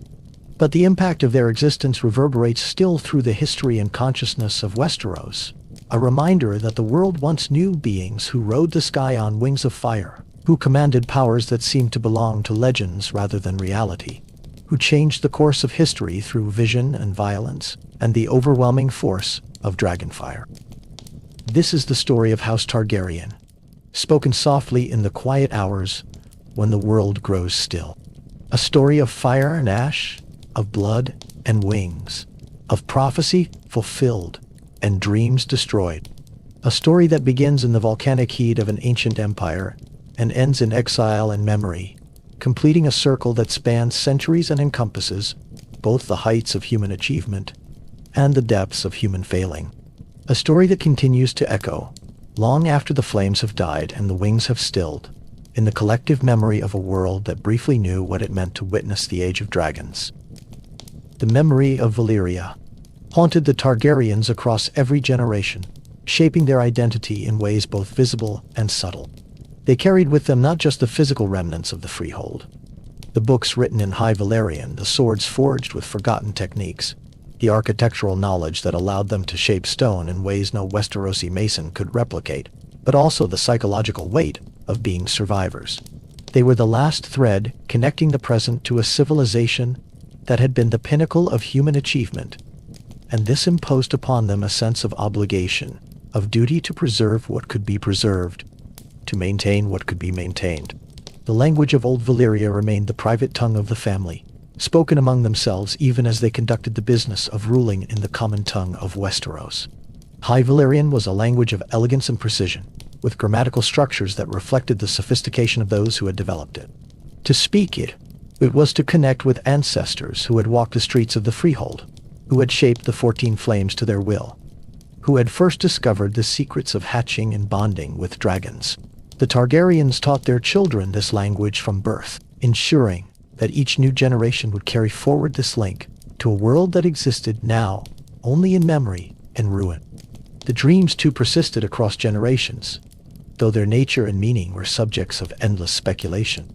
As some Targaryens reported visions that seemed prophetic, glimpses of futures that might come to pass, or warnings of dangers not yet manifest. Whether these were genuine foresight, the product of magical bloodlines, or simply the mind's way of processing fear and hope, remained forever unclear. But the Targaryens took their dreams seriously, recording them, interpreting them, allowing them to influence decisions in ways that seemed strange to those who did not share their heritage. The dream that had led Aenar to leave Valyria became the template for all subsequent prophetic visions, proof that such dreams could carry truth, and that ignoring them could mean catastrophe. This connection to prophecy and dream gave the Targaryens a temporal perspective that differed from other ruling families. They thought not merely in terms of immediate advantage or the span of a single life, but across generations, across centuries. They saw themselves as links in a chain, extending back to the Freehold and forward to some distant future, only dimly perceived. This long view could produce wisdom, patience, and foresight. It could also produce a dangerous detachment from immediate reality, a tendency to pursue distant destinies while ignoring present responsibility. The practice of recording everything, of maintaining detailed chronicles and family histories, became another way the Targaryens tried to preserve their connection to the past and shape the understanding of the future. The maesters who served them kept meticulous records of births, deaths, marriages, the hatching of dragon eggs, the claiming of dragons, the details of rule and ceremony. These chronicles grew over the centuries into a vast archive of information, a documentary record of the dynasty that would allow future historians to reconstruct the Targaryen era in remarkable detail. But these records also revealed patterns that the family themselves might have preferred to ignore. The correlation between certain types of marriages and certain outcomes. The frequency with which brilliance and madness appeared in the bloodline. The slow but steady decline of the dragon. Dragonstone itself evolved over the centuries from mere fortress to symbol, a place that represented the family's origins and essence, in a way that the Red Keep in King's Landing never quite achieved. Even after the Conquest, even after generations of Targaryens were born in the capital and never lived on the island, Dragonstone remained the seat of the heir to the Iron Throne, the place where the next generation learned what it meant to be Targaryen. The island was small, rocky, unsuited for agriculture, surrounded by treacherous waters and frequently shrouded in mist. But it was theirs in a way that Westeros never entirely felt like theirs. A piece of Valyrian territory preserved in the narrow sea. The castle's architecture spoke to anyone who approached of power and strangeness. The stone dragons that adorned every surface were not merely decorative, but seemed to watch, to guard, to judge. The Great Hall was designed to echo and amplify sound in particular ways, creating acoustic effects that seemed almost magical. The chambers and corridors followed patterns that made sense according to Valyrian aesthetic principles, but felt disorienting to those raised in conventional castles. Light entered through narrow windows positioned to create specific effects, at certain times of day. The whole structure was designed not merely for defense or comfort, but as a statement, a reminder that the Targaryens were different, that they came from elsewhere, that they brought with them knowledge and capabilities that others did not possess. The Dragonmont, the volcanic mountain that dominated the island, was both resource and threat. The heat from below provided the environment that dragons preferred, the caves and tunnels creating natural lairs where the beasts could roost and nest. But the mountain was not dead, merely dormant, and the occasional tremor or emission of gas served as a reminder that the forces that had destroyed Valyria still existed beneath the surface of the world, contained for now, but never entirely safe. The Targaryens lived with this danger as they lived with their dragons, accepting the risk as the price of power, understanding that greatness and peril were often inseparable. On Dragonstone, the family maintained traditions that had been old when the doom came. The ceremonies surrounding dragon eggs, the rituals performed when a dragon died, the formal procedures for attempting to claim a dragon, all of these followed protocols established in Valyria and preserved without modification. There was a conservatism in this, a resistance to change born from the fear that any alteration might break some essential link, might cause the loss of knowledge or capability that could never be recovered. The Targaryens knew too well what it meant to lose an entire civilization. They were determined that what remained would endure. The dragons themselves were as varied in temperament and appearance as the humans who rode them. Some were aggressive, constantly challenging others for dominance, difficult to control even for their bonded riders. Others were calm, almost gentle despite their size and power, content to fly and hunt and return to their lairs without drama. Their scales came in different colors: black and red, green and bronze, pale cream and gold. And these variations were tracked carefully through breeding records that attempted to maintain diversity while also preserving certain desirable traits. Size varied enormously, with some dragons remaining relatively small throughout their lives, while others grew to monstrous proportions, large enough that their wingspans could cover an entire courtyard.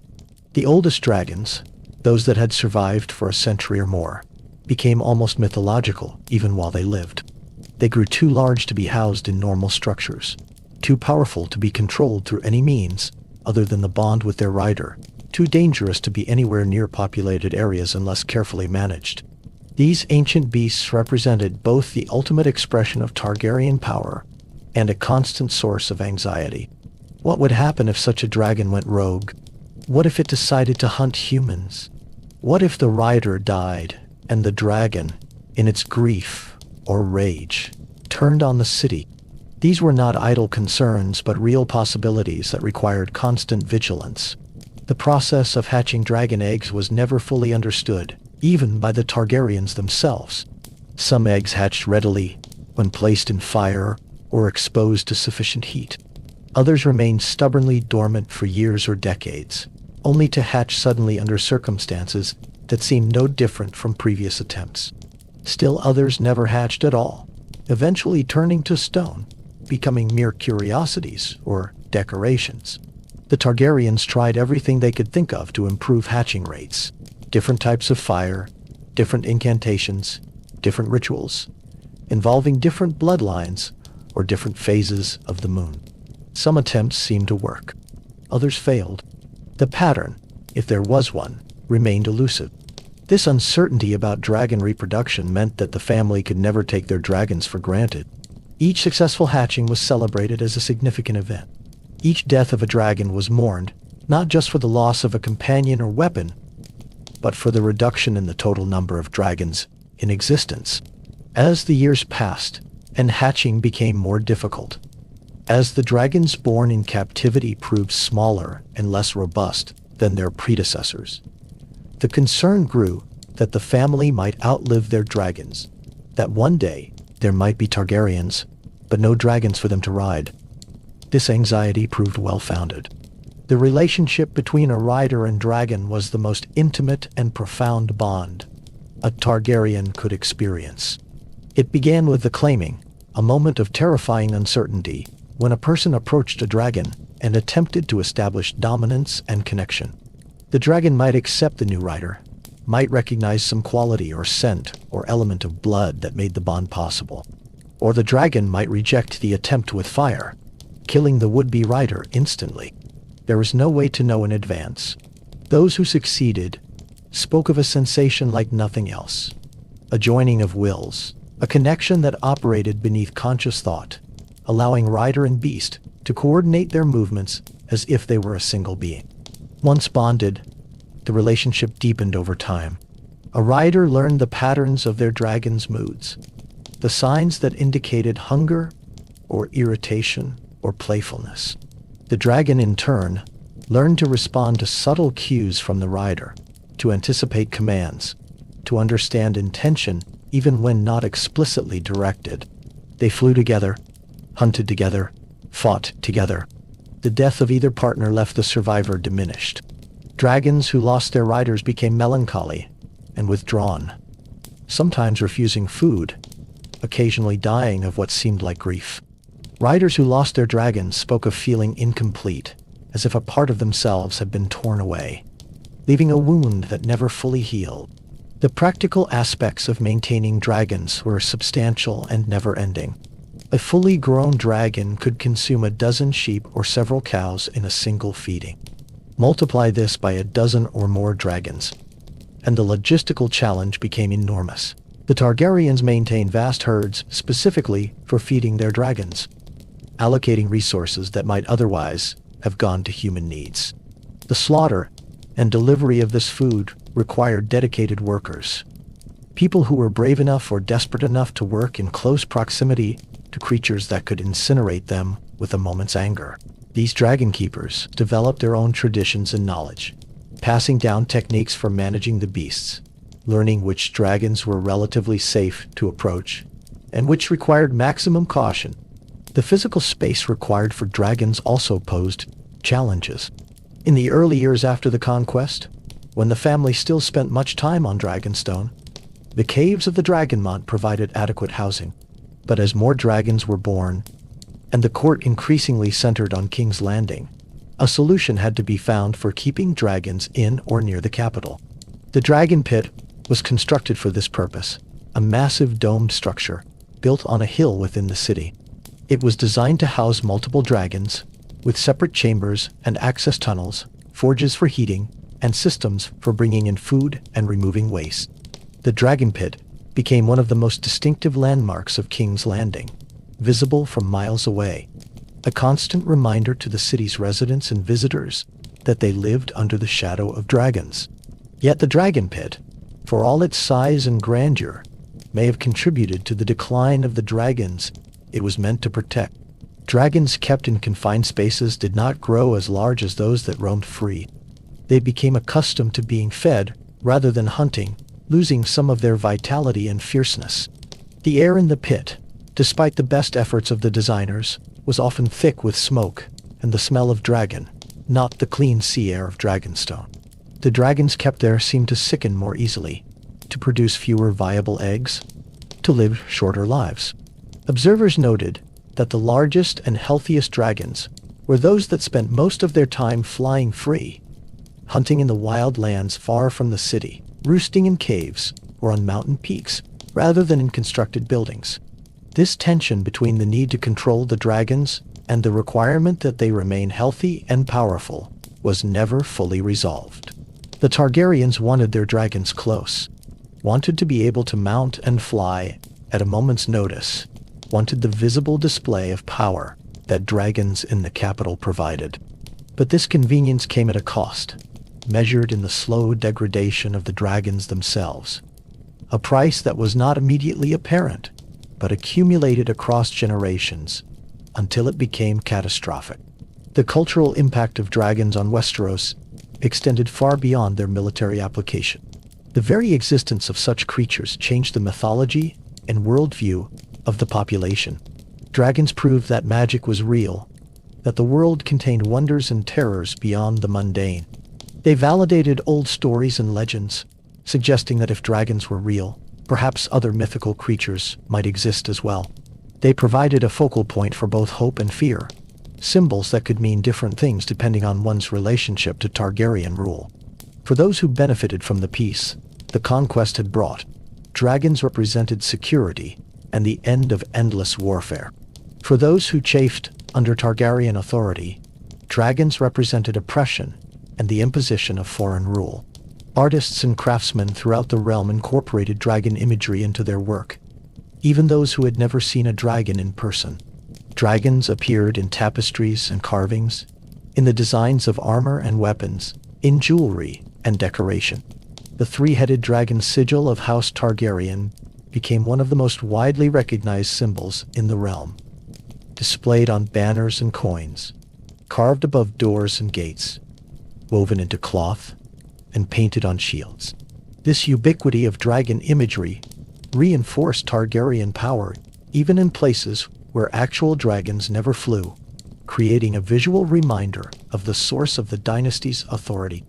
The maesters of the Citadel studied dragons with the same analytical rigor they applied to other subjects, recording observations, attempting to develop theories about their biology and behavior. They measured dragon skulls, calculated growth rates based on historical records, tried to understand how creatures so large could fly given the apparent constraints of physical law. Some maesters were skeptical of magic generally and tried to find purely natural explanations for dragons. Others accepted that dragons operated according to rules that transcended ordinary understanding and focused instead on documenting what could be observed without claiming to fully explain it. The Maesters' chronicles provide much of what later generations would know about dragons, observations recorded dispassionately and preserved in the archives of the Citadel. Religious interpretations of dragons varied widely. The faith of the Seven, the dominant religion in most of Westeros, struggled to incorporate dragons into its theology. Were they creations of the divine or manifestations of something more troubling? The faith's initial resistance to Targaryen rule was partly rooted in discomfort with both the dragons and the Targaryen practice of sibling marriage, both of which seemed to violate natural order, as the faith understood it. This conflict eventually led to armed confrontation, resolved only when Targaryen dragons demonstrated that divine favor, if it existed, seemed to rest with the dragonlords, rather than the faith militant. After this demonstration, the faith accommodated itself to Targaryen rule, though unease remained beneath the surface. In the north, where the old gods still held sway, and the culture was more accepting of magic and mystery, dragons were seen with less theological anxiety and more practical concern. The Northerners recognized power when they saw it and bent the knee accordingly, but they maintained their cultural distance from the Targaryens, never fully integrating into the Southern court culture that developed in King's Landing. The North remained the North, vast and separate, loyal to the Iron Throne, but never entirely comfortable with the foreign dynasty that sat upon it. Dorne, which had resisted conquest and maintained its independence through different tactics, developed its own relationship with the idea of dragons. The Dornish proved that dragons, while powerful, were not invincible, that a population determined to resist and willing to avoid pitched battle could frustrate even the most overwhelming military advantage. This knowledge gave Dorne a unique status within the realm, a kingdom that had technically never been conquered, but had eventually joined the Seven Kingdoms through marriage alliance rather than submission to force. The Dornish relationship with House Targaryen was thus more balanced than that of other regions, founded on negotiation rather than defeat.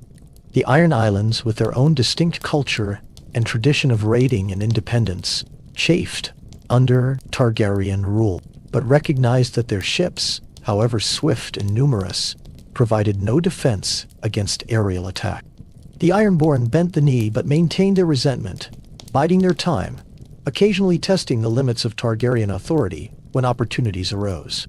Dragons could burn their ships and fortifications, but the Ironborn themselves were difficult to subdue permanently, scattered across multiple islands, capable of rebuilding and resuming their raids once immediate Targaryen attention shifted elsewhere.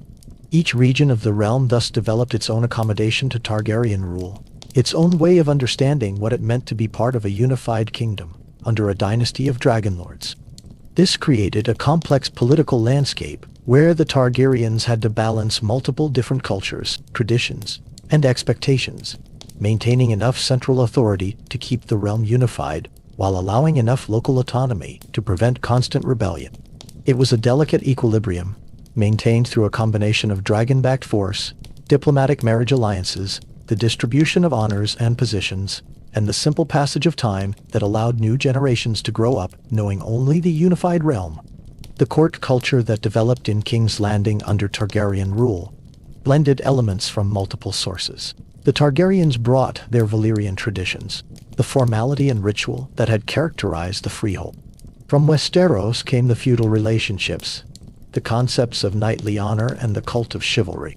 The result was something unique, a hybrid culture that incorporated elements of both but was fully neither. The court spoke the common tongue, but used High Valyrian for formal occasions and family matters. They followed Westerosi custom regarding the relationship between lords and vassals, but maintained Targaryen exceptionalism regarding marriage and succession.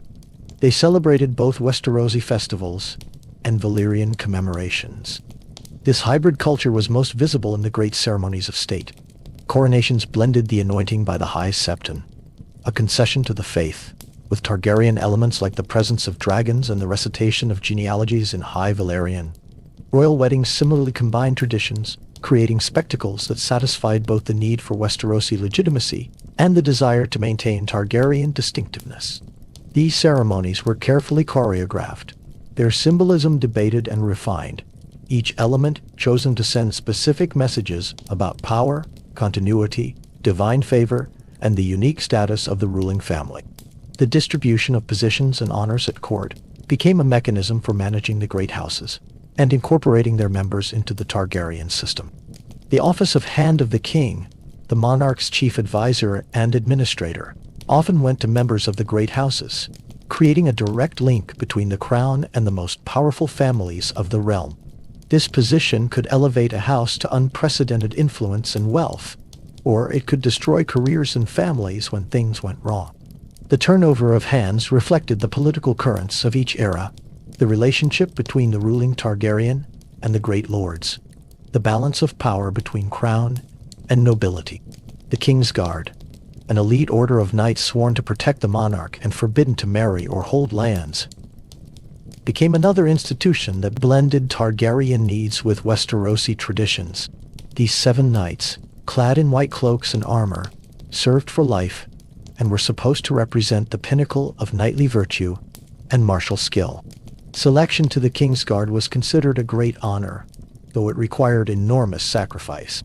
The institution provided the Targaryens with personal guards, whose loyalty was theoretically absolute, while also allowing promising knights from throughout the realm to serve the crown directly, creating bonds of personal connection that transcended regional loyalties. Yet, like all institutions, the King's Guard proved imperfect in practice. Some members lived up to the ideal, serving with distinction and honor across decades. Others failed, either through incompetence, corruption, or the simple reality that absolute vows are difficult for flawed humans to maintain. The history of the King's Guard included both legendary heroes and catastrophic failures. Men who died protecting their king and men who stood by while their king committed atrocities or fell to assassins. The white cloaks became symbols of both the possibility of perfect service and the gap between an ideal and reality. The small council, consisting of the Hand and various other officers responsible for different aspects of governance, evolved into the actual administrative center of the realm. While the king or queen held ultimate authority, the day-to-day business of running a continental kingdom required specialized expertise and constant attention to detail. The Master of Coin managed finances and taxation. The Master of Ships oversaw the royal fleet. The Master of Laws dealt with justice and legal matters. The Grand Maester provided advice and managed correspondence. Together, these offices created a bureaucracy capable of handling the complex demands of unified rule, collecting taxes, adjudicating disputes, coordinating defense, and maintaining the infrastructure that allowed the realm to function. This administrative structure was one of the more enduring Targaryen contributions to Westeros. Before the Conquest, Each kingdom had managed its own affairs with varying degrees of efficiency.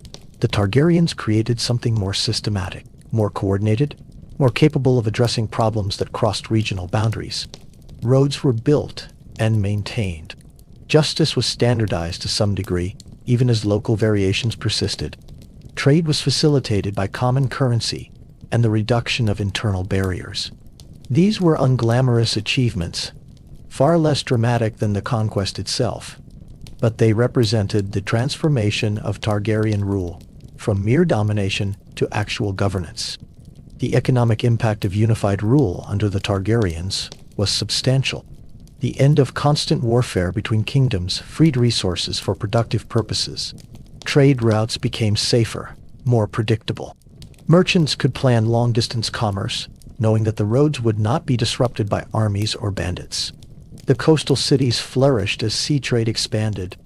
King's Landing itself grew from a small landing spot to one of the largest cities in the realm, swollen with people seeking opportunity, position, or simply the chance to live in the capital.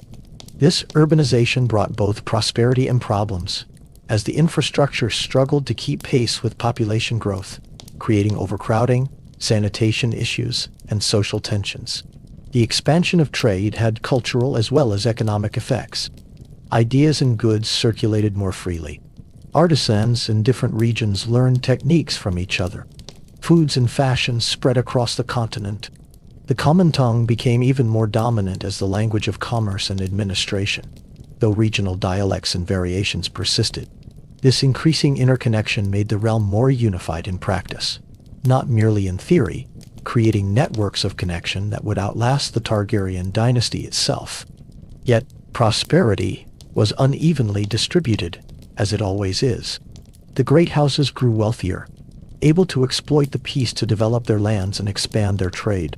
The Lannisters of Casterly Rock, with their gold mines, became fabulously rich.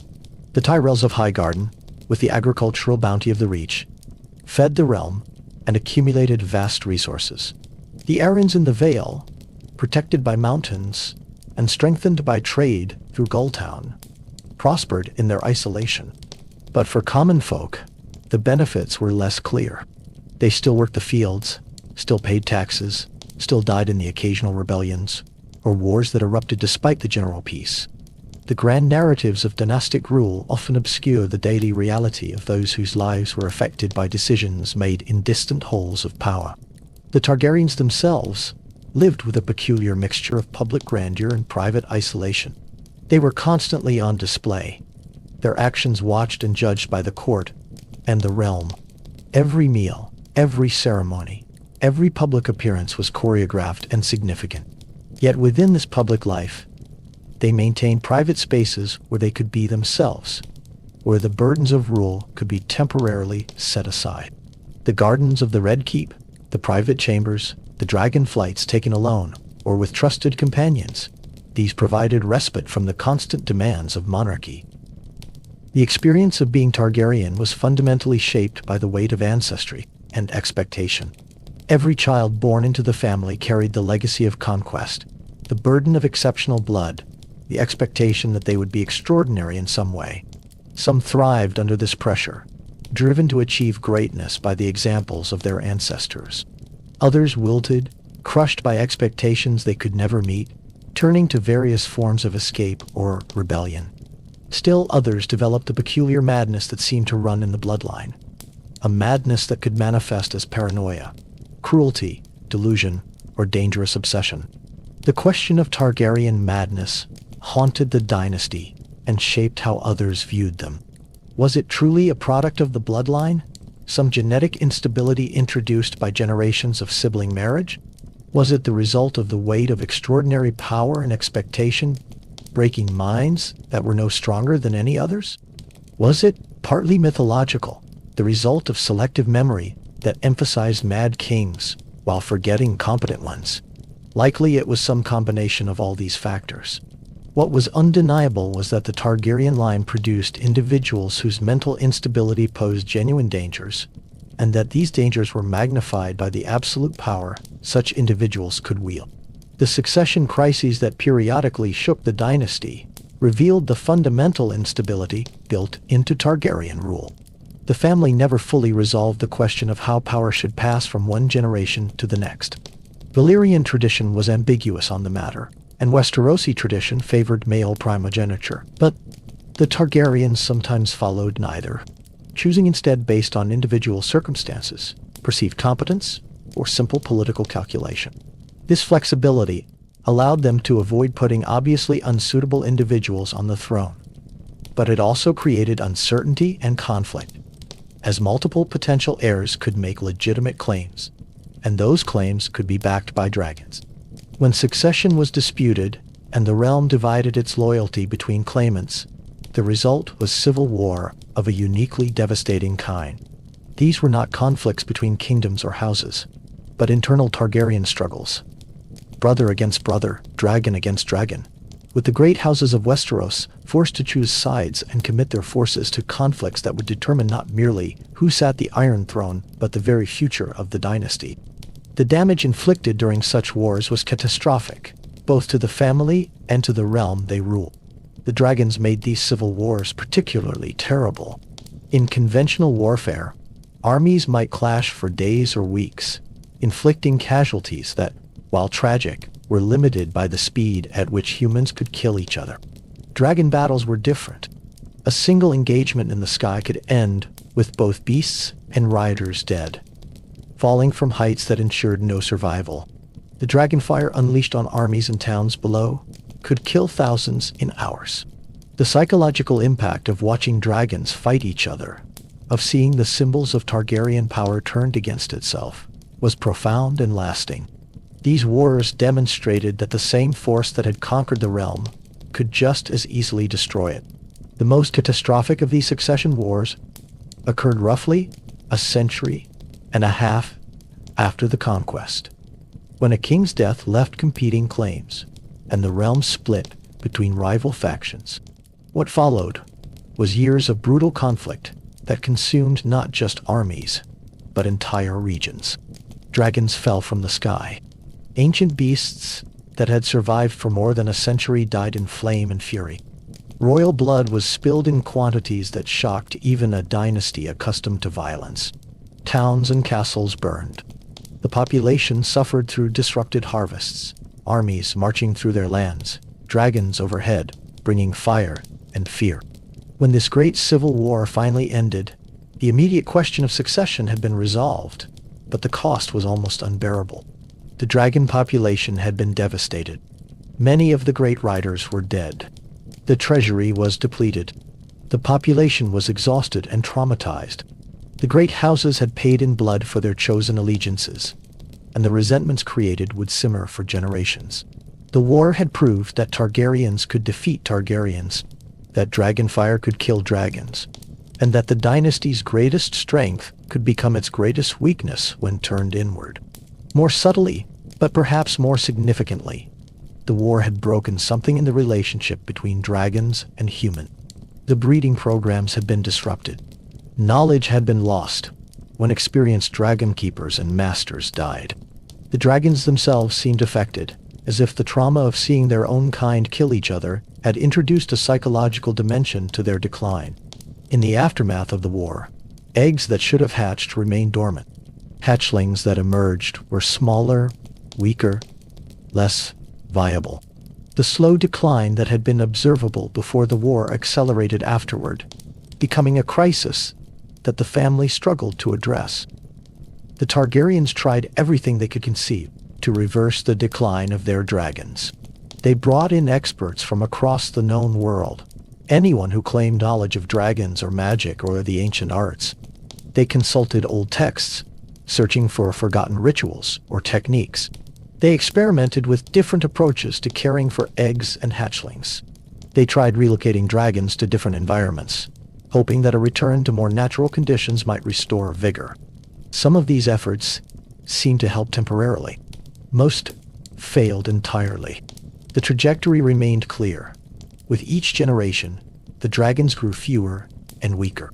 This decline was not merely a practical problem, but an existential crisis for Targaryen identity. They were dragonlords. Without dragons, what were they?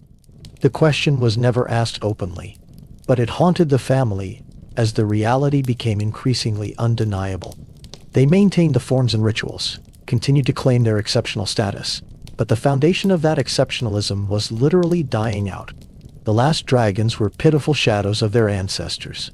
Small creatures, barely capable of flight, dying young from ailments and weaknesses that would have been trivial to their forebears.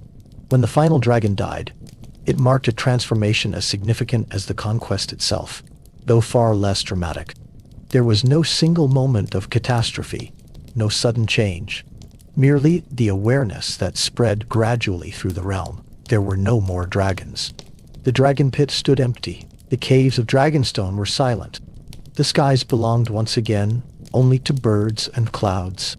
House Targaryen remained on the Iron Throne, still wielded considerable power, still commanded loyalty and fear, but the source of their exceptionalism had vanished.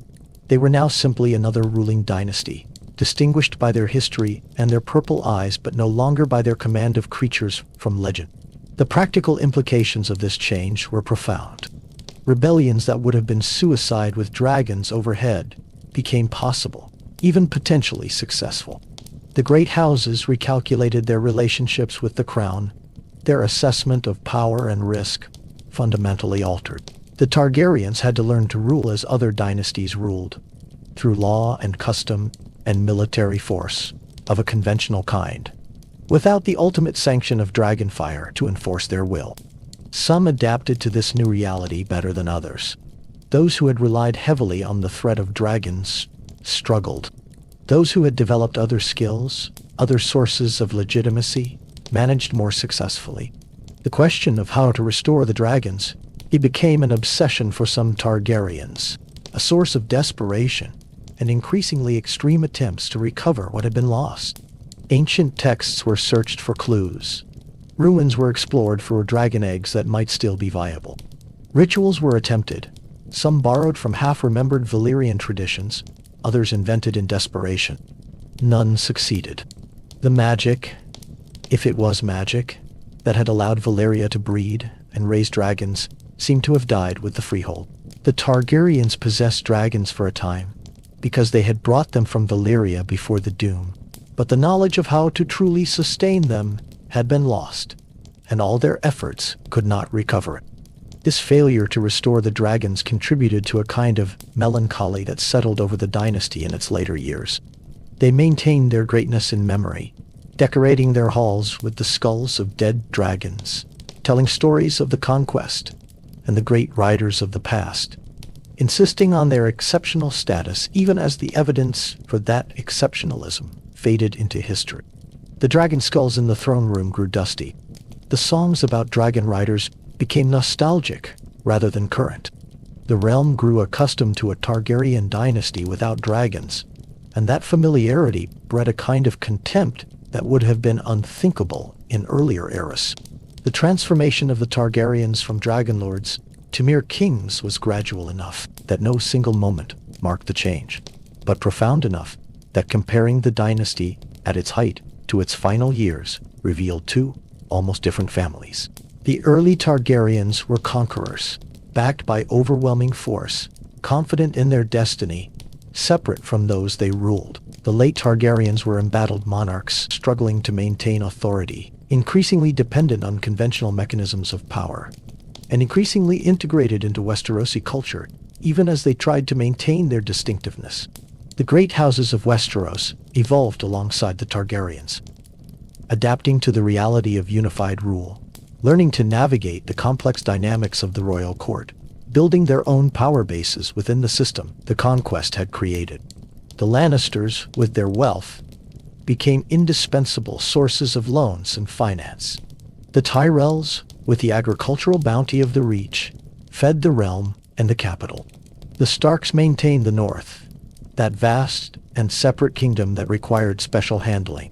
The Martells of Dorne, having joined through marriage rather than conquest, maintained a unique autonomy. The Baratheons, descended from a Targaryen bastard, held the Stormlands and remembered their connection to the royal house. The Arryns in the Vale, The Tullys in the Riverlands, the Greyjoys on the Iron Islands, each carved out their role within the Targaryen system. These great houses were not merely passive subjects but active participants in the realm's governance, and their relationship with the crown was constantly negotiated and renegotiated. When the Targaryens were strong and dragons filled the sky, the balance favored the crown heavily. When the Targaryens were weak or divided, the great houses gained leverage, able to extract concessions or privileges.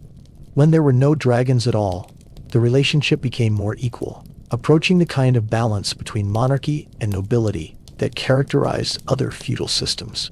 This evolution in the power dynamic was never formalized or openly acknowledged, but it shaped the reality of governance across the Targaryen centuries. The cultural legacy of House Targaryen extended beyond politics and power into the realm of art, architecture, learning, and collective imagination. The Conquest and the subsequent Targaryen rule provided subject matter for countless songs, stories, and historical accounts. Bards composed ballads about dragon riders and great battles. Artists painted scenes of dragons in flight. Historians chronicled the rise and rule of the dynasty, creating a documentary record that would allow future generations to study this era in detail. The Targaryens themselves were patrons of art and learning, commissioning works that celebrated their achievements and maintained their image as exceptional beings worthy of rule. The Targaryens also contributed to the realm's intellectual and scholarly development, not always intentionally, but through the resources they made available and the stability they provided. The Maesters of the Citadel flourished under Targaryen rule, their institution expanding and systematizing knowledge across multiple disciplines. The libraries grew, filled with manuscripts and chronicles. The Maesters' chains, each link representing mastery of a different field, became symbols of learning that were respected throughout the realm. While individual Targaryens might be suspicious of Maesters and their influence, the dynasty as a whole benefited from and supported the expansion of systematic knowledge. The Faith of the Seven, after its early conflict with the Targaryens, became intertwined with the dynasty in complex ways. The High Septon crowned each new king or queen, providing religious legitimacy to Targaryen rule. The faith's teachings were spread throughout the realm, partly through the infrastructure and peace the Targaryens provided. The Great Sept in King's Landing, the center of faith worship in the capital, was built during the Targaryen era. Yet tension remained beneath this official cooperation. The faith never fully embraced Targaryen exceptionalism, never completely accepted the practice of sibling marriage, never stopped teaching that all souls were equal before the seven. This created a subtle but persistent counterweight to Targaryen claims of special status. The relationship between prophecy and politics within the Targaryen dynasty was complex and often troubling.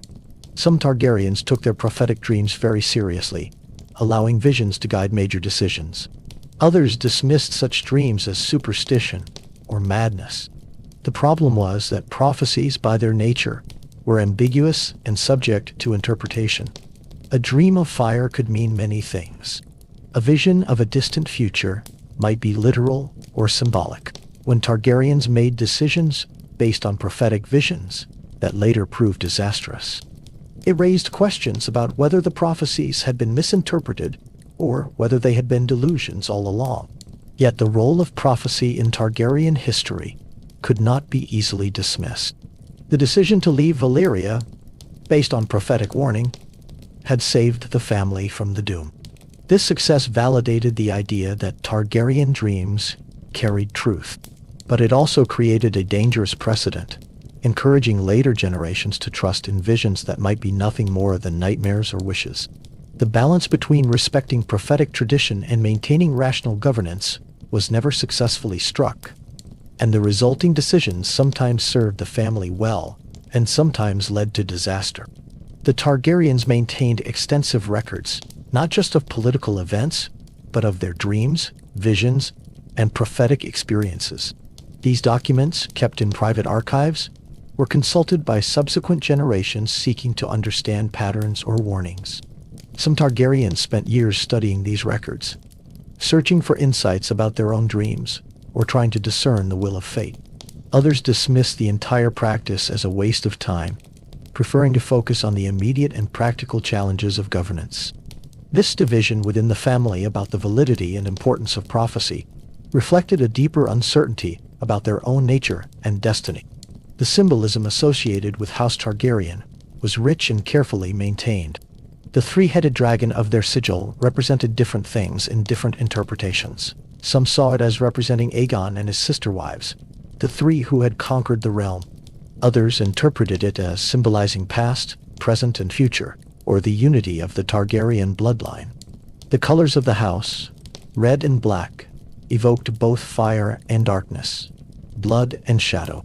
These symbols appeared everywhere the Targaryens ruled, woven into banners, carved into stone, painted on shields, sewn onto clothing. They created a visual language of power that was immediately recognizable and deeply associated with the dynasty. The dragons themselves became symbols that transcended their physical reality. Even after the last dragon died, the dragon remained the ultimate symbol of Targaryen power and identity. Dragon imagery appeared in architecture, in decoration, in ceremony. The Targaryens continued to think of themselves as dragonlords, even when there were no dragons to lord over. This symbolic persistence had real power, maintaining the mystique of the family, even as the practical basis for that mystique had vanished. People who had never seen a living dragon still associated the Targaryens with dragonfire, still imagined them as something other than ordinary humans. Fire itself became a central element of Targaryen symbolism and ritual. They were born of fire in Valyria, had survived the Doom's fire, had conquered with dragonfire, and used fire in their ceremonies and traditions. Some Targaryens claimed to have an unusual tolerance for heat, though whether this was reality or myth was never definitively established. What was certain was that fire was woven through their identity in ways both practical and symbolic, representing purification, transformation, power, and danger in equal measure. The motto of House Targaryen, Fire and Blood, was a succinct summary of their approach to power and their understanding of their own nature. Fire represented their dragons, their Valyrian heritage, their capacity for destruction and transformation. Blood represented their lineage, their family bonds, the cost of their conquests, and the inheritance that connected each generation to those who came before. Together, these two words encapsulated much of what made the Targaryens both powerful and dangerous, both admirable and troubling. The education of Targaryen children was designed to prepare them for the unique challenges and responsibilities they would face. They learned history, with special emphasis on Valyrian civilization and the rise of their own house. They studied languages, becoming fluent in both the common tongue and High Valyrian. They received training in arms and warfare as any noble children would, but with special attention to aerial combat and dragon riding. They learned the arts of governance, sitting in on small council meetings, observing their elders make decisions, gradually being given responsibilities of their own. And they were taught, through both explicit instruction and example, what it meant to be Targaryen, the burdens and privileges of their exceptional bloodline. For those Targaryens who bonded with dragons, the experience of first flight was a transformative moment that shaped the rest of their lives. To rise into the air on dragonback, to feel the power of the beast beneath you, to see the world spread out below like a tapestry, was to understand in a visceral way the source of the family's power and the nature of their separation from everyone else. Those who had flown on dragons described it in almost mystical terms. A communion with forces beyond normal human experience. A sensation of freedom and power that nothing else could match.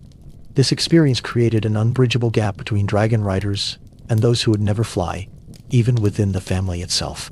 Yet, not all Targaryens bonded with dragons, and this too shaped family dynamics. Those who failed to claim dragons, or who never attempted the dangerous bonding process, existed in a peculiar position.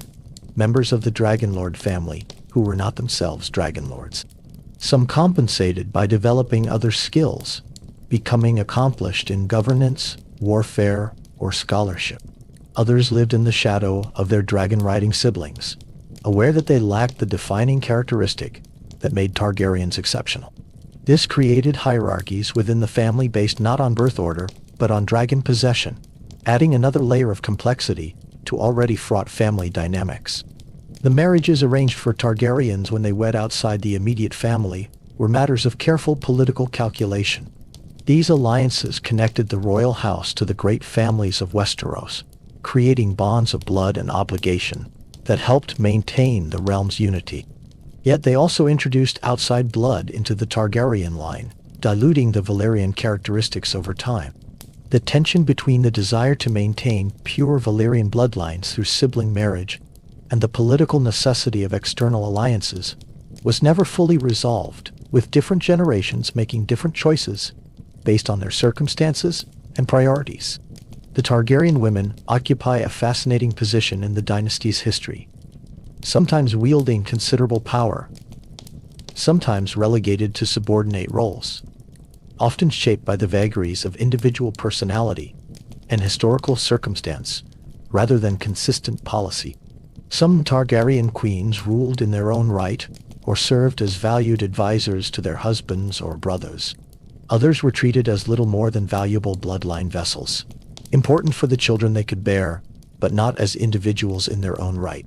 The dragon-riding women had particular leverage, as their bond with a dragon gave them independence and power that could not easily be dismissed or controlled. The practice of polygamy, briefly attempted by early Targaryens in imitation of Valyrian custom, was eventually abandoned under pressure from the faith and Westerosi sensibilities. This represented one of the compromises the dynasty made in adapting to their adopted homeland, a concession that some within the family resented as a dilution of pure Valyrian tradition. Yet, this abandonment also simplified succession and reduced certain sources of conflict, as the claims of children from multiple wives had created confusion and competition in the generations that practiced polygamy. The royal household itself was a vast and complex institution, employing thousands of servants, guards, craftsmen, and officials. The logistics of maintaining the Red Keep, feeding its inhabitants, managing its defenses, and conducting the endless ceremonies and functions required constant organization and resources. The household staff developed their own hierarchies and traditions, with positions passed down through families, specialized knowledge accumulated across generations. These servants knew the castle's secrets, witnessed the family's private moments, and formed an essential part of the Targaryen system, even as they remained largely invisible in official histories. The relationship between the Targaryens and their guards, particularly the King's Guard, was one of intimate trust mixed with necessary distance. These men swore absolute oaths and gave up their own family lines to serve the royal family. The best of them became legendary figures, their deeds recorded in the White Book that chronicled the history of the order. But the position also attracted opportunists and mediocrities, men who sought the honor without possessing the character to truly fulfill the role. The Targaryens had to navigate this reality carefully, distinguishing between those guards who would truly die for them and those who merely wore the white cloak. The cultural tension between Valyrian and Westerosi traditions manifested in countless small ways throughout daily life.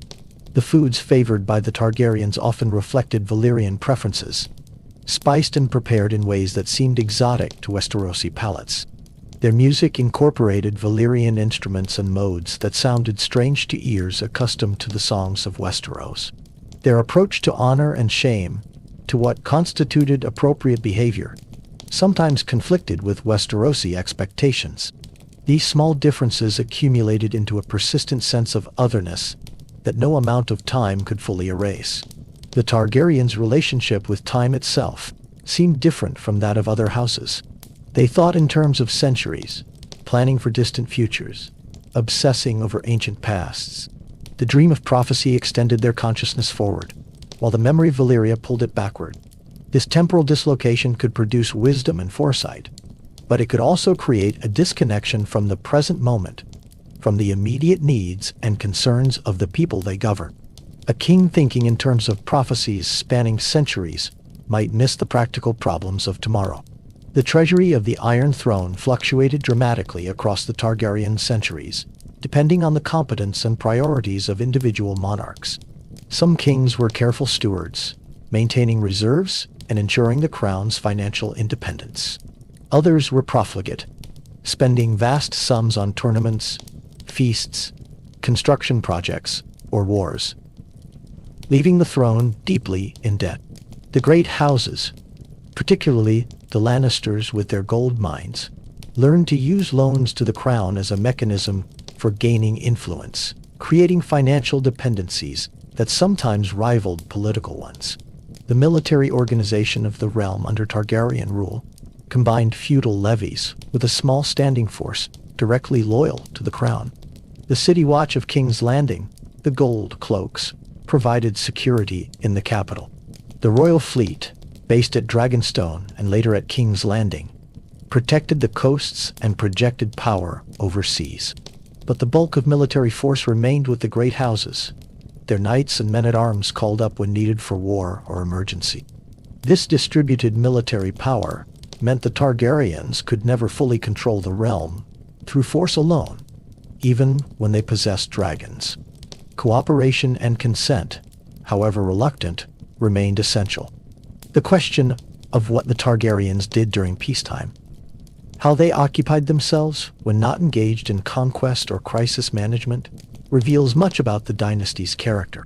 Some Targaryens were scholars, spending hours in libraries studying history, magic, or natural philosophy. Others were warriors, constantly training, participating in tournaments, seeking opportunities for martial glory.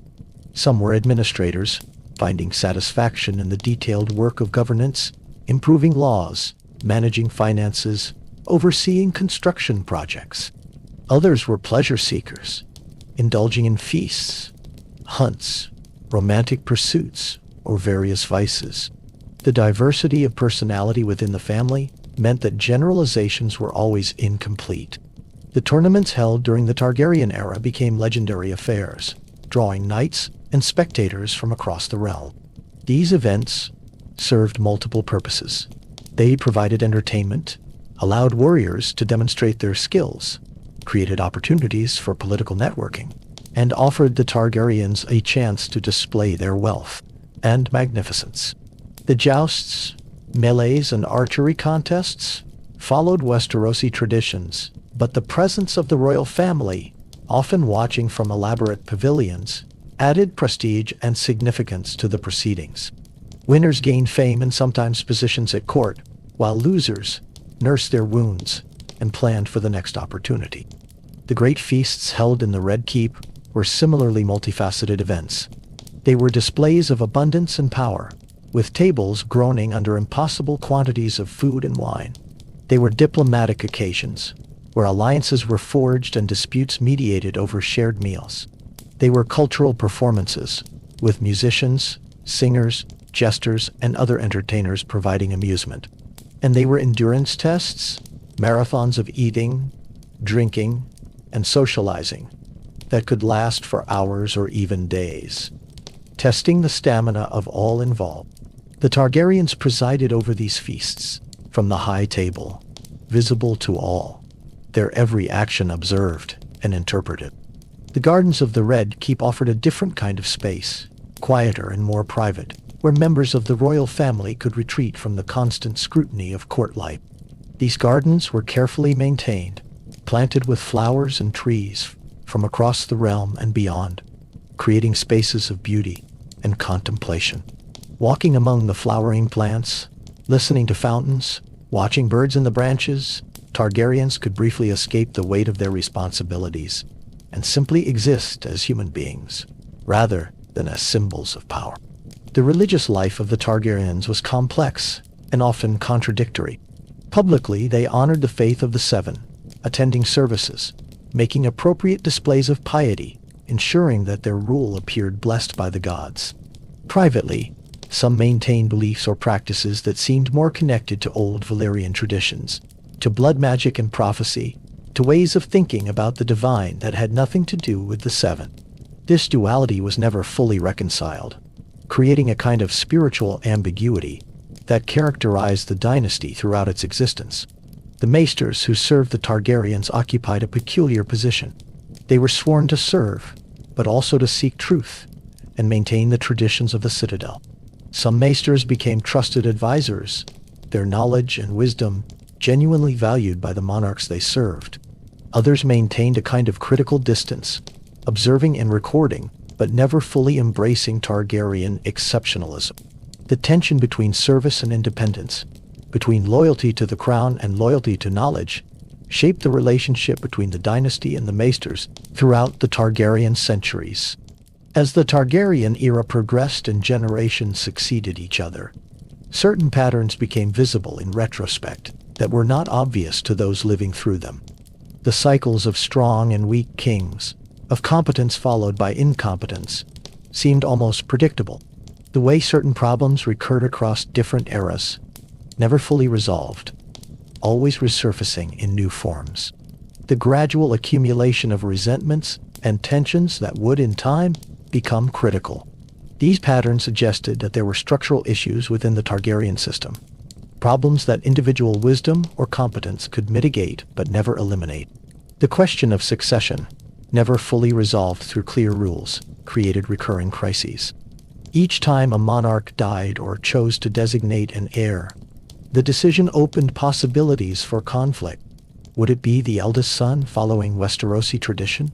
The most competent child, regardless of birth order or gender? The one favored by prophecy or dreams? The one who happened to have the most powerful dragon or the most allies among the great houses? Different Targaryens answered these questions differently, creating precedents that contradicted each other and ensured that future successions would also be contested. The Great Council, occasionally convened to decide particularly thorny succession questions, represented an attempt to resolve disputes through consensus rather than violence. These assemblies brought together lords from across the realm to debate and vote on competing claims. In some cases, they successfully prevented civil wars by providing a mechanism for collective decision-making.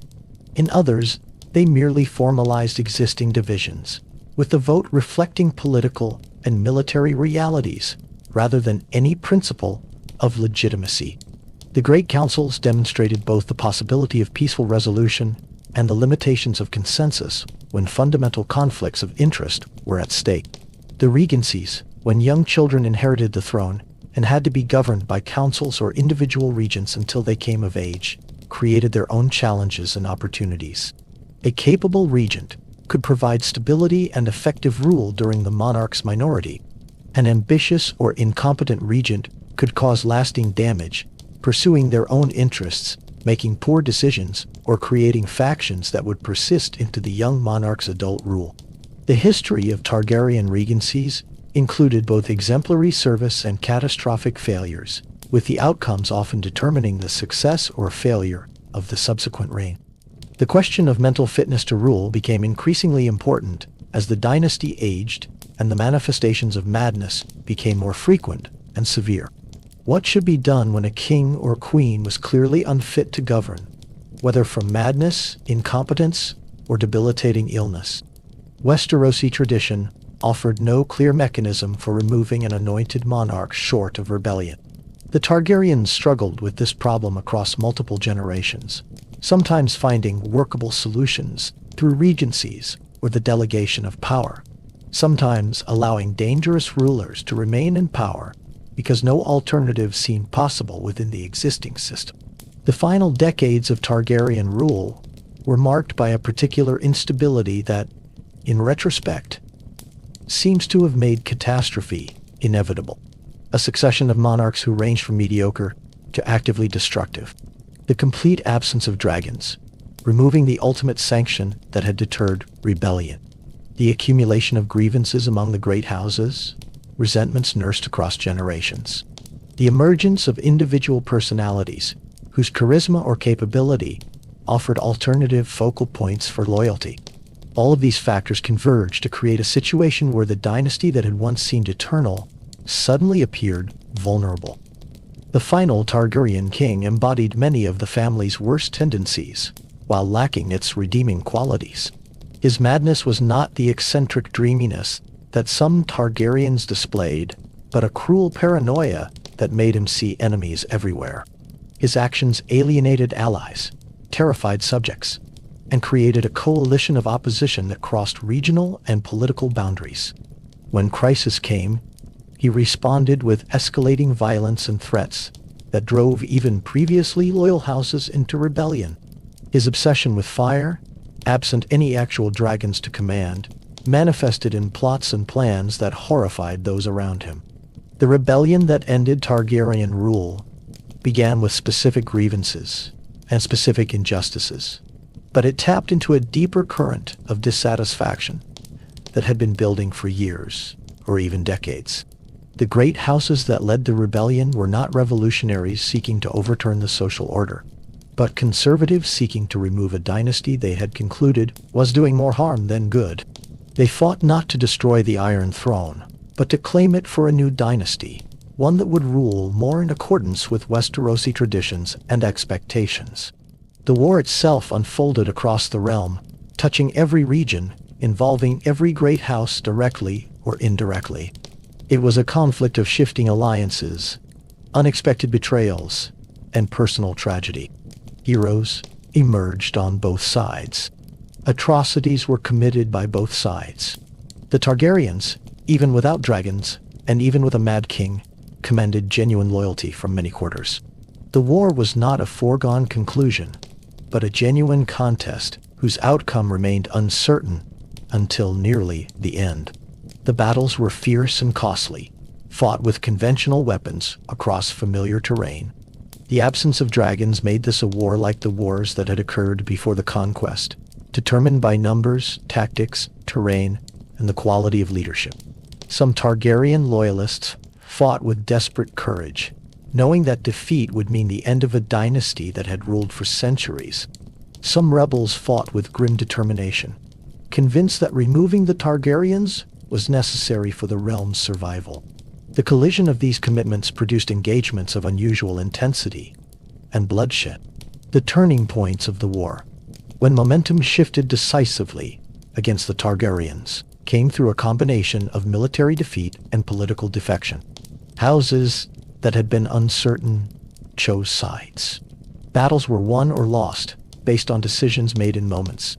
Individual acts of courage or cowardice changed outcomes. The accumulation of these events gradually made clear that the rebellion would succeed, that the Targaryen hold on power was broken beyond repair. The death of the Mad King, killed by a member of his own Kingsguard in the throne room of the Red Keep, symbolized the complete collapse of the dynasty's authority.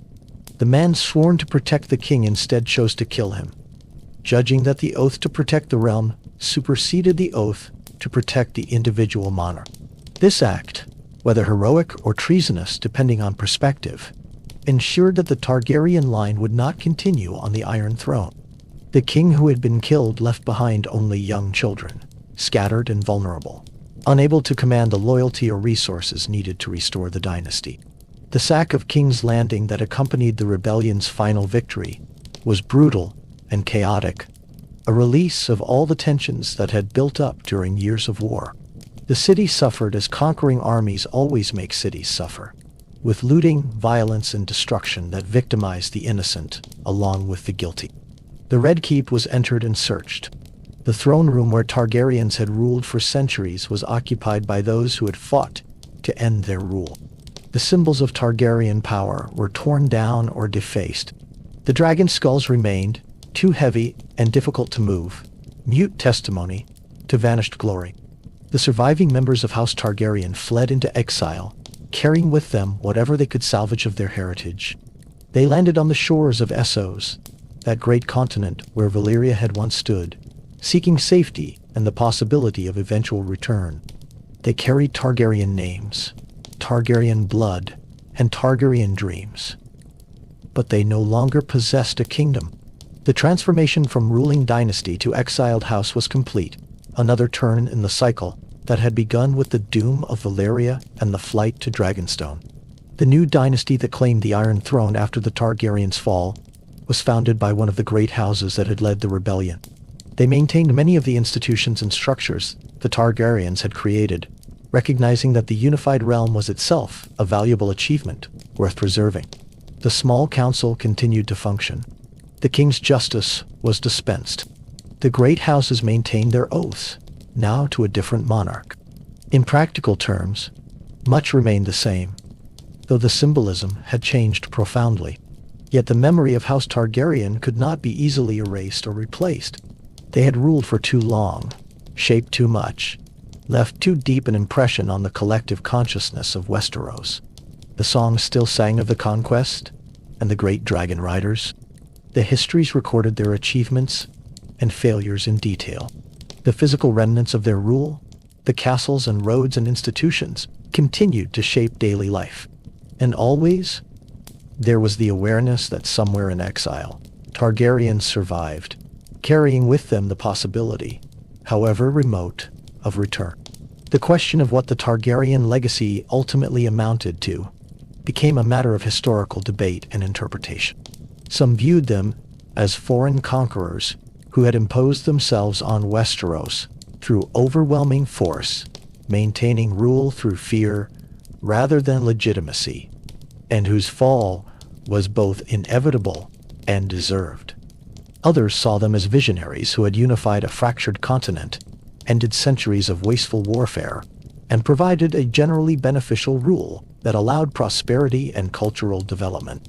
Most people held views somewhere between these extremes, recognizing both achievements and failures, both the benefits of unified rule and the costs of Targaryen exceptionalism. The dragons themselves passed into legend even more completely than the dynasty that had commanded them. Within a generation, there were adults who had never seen a living dragon, who knew them only from stories and the skulls that decorated the Red Keep. The dragons became mythological creatures, beings of story rather than reality, though the physical evidence of their former existence remained impossible to deny. The great bones testified to what had been, even as living memory faded, and the reality of dragons became harder to fully comprehend. The dream of prophecy that had shaped so much of Targaryen thinking remained unfulfilled, or perhaps was fulfilled in ways that no one had anticipated or recognized. The visions of fire and ice, of princes and promises, of destinies that spanned centuries, all seemed like delusions or misinterpretations in the aftermath of the dynasty's fall. Yet some maintained that prophecy operated on timeframes beyond individual lives or dynasties, that what seemed like failure in one generation might prove to be necessary preparation for some future fulfillment. These beliefs sustained the exiled Targaryens and their supporters, providing hope and purpose in circumstances that might otherwise have led to despair. The cultural impact of the Targaryen era continued to shape Westeros long after their rule ended. The common tongue they had helped standardize remained the language of trade and governance. The roads they had built still carried travelers. The legal principles they had established continued to be applied. The very concept of a unified realm, once established, could not be unthought. Even those who had fought to end Targaryen rule found themselves maintaining systems and structures the Targaryens had created, recognizing their utility regardless of their origin. The Iron Throne itself endured, that uncomfortable seat forged from surrendered swords, maintained by the new dynasty as the symbol of united Westeros. It remained as the Targaryens had made it, a physical reminder of conquest and the price of unity. Each new king who sat it experienced the same discomfort, the same threat of being cut by careless movement. The throne served its purpose regardless of which family claimed it, embodying the weight and danger of rule in a way that transcended the particular dynasty that occupied it at any moment. The great houses adjusted to the new reality with varying degrees of success and satisfaction. Some had gained from the change, rising in status or influence. Others had lost, finding themselves on the wrong side of the conflict or simply disadvantaged by the new arrangements. The intricate dance of alliance and competition, of cooperation and conflict, continued under new management, following patterns that were older than the Targaryens and would outlast their successors as well. The fundamental dynamics of feudal politics remained constant, even as the personalities and particular circumstances changed. The small folk, the common people whose lives were shaped by the decisions of lords and kings, but who had little voice in those decisions, experienced the change of dynasty with varying reactions. For many, it made little practical difference who sat the Iron Throne in distant King's Landing. They still worked their fields, paid their taxes, lived and died according to rhythms that predated the Targaryens and would continue after them. For others, particularly those caught in the path of armies or living in regions where fighting had been intense, the war and change of dynasty brought tremendous suffering and disruption. The grand narratives of dynastic politics often obscure these individual experiences of those who endured the consequences of decisions they did not make. The Maesters, with their commitment to recording and preserving knowledge, ensured that the Targaryen era would be remembered in detail. They compiled chronicles, organized documents, preserved correspondence, and official records. The White Book of the Kingsguard was maintained, recording the service of those knights through the end of Targaryen rule. The histories written by Maesters, while not without their own biases and limitations, provided future generations with a documentary foundation for understanding what had occurred. The accumulation of this knowledge meant that the Targaryens would not be forgotten, that their story would endure, even if their dynasty did not. In the years and decades following the fall, as the immediate passion and conflict faded, a more nuanced understanding of the Targaryen era began to emerge. The tendency to view them as either heroes or villains gave way to recognition of their complexity. They had been human beings, wielding extraordinary power, shaped by their unique heritage and circumstances, capable of both greatness and terrible mistakes. Their rule had brought both benefits and costs, unified the realm, but also imposed a particular vision that not everyone accepted. They had changed the world and then been changed by it, maintaining their power for centuries before ultimately failing when the weight of accumulated problems became too great. The question of whether dragons could ever return, whether the ancient bond between Targaryen and dragon could be restored, remained a matter of speculation and hope. The exiles possessed a few dragon eggs, preserved across the centuries, brought with them when they fled. These eggs showed no sign of hatching, remaining dormant despite all attempts to quicken them. Yet the belief persisted that somehow, someday, under the right circumstances, dragons might return to the world.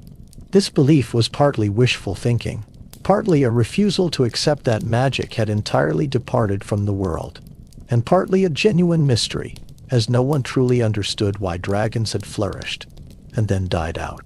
The memory of Valyria, which had shaped the Targaryens across all the centuries since the Doom, remained a touchstone for the exiled family. They were still the last remnant of the Freehold, still carried that legacy even in reduced circumstances. The pride and burden of being survivors of the world's greatest civilization could not be set aside merely because they had lost a kingdom. If anything, exile reinforced their connection to those ancient roots, reminded them that they had survived catastrophe before and might survive again. The architectural remnants of Targaryen rule slowly weathered and aged. The Red Keep remained the center of power, but gradually acquired new associations and meanings under its new rulers. The Dragon Pit stood empty and silent, a monument to extinct creatures, too massive to demolish, but serving no current purpose. Dragonstone reverted to being a fortress of strategic importance, but no longer the symbolic heart of a dynasty. These buildings, constructed with Valyrian techniques to last for ages, would endure far longer than the family that had built them, silent testimony to vanished power. The dragon skulls in the throne room of the Red Keep became objects of fascination and contemplation for those who saw them. They demonstrated beyond any doubt that dragons had been real, had been as large and terrible as the stories claimed. Viewing the massive skulls of Balerion or Vhagar, dragons that had lived for centuries and grown to immense size, visitors could understand viscerally what it had meant when these creatures had filled the skies. The skulls also testified to the Targaryens' former power, to the source of their ability to conquer and hold a continent.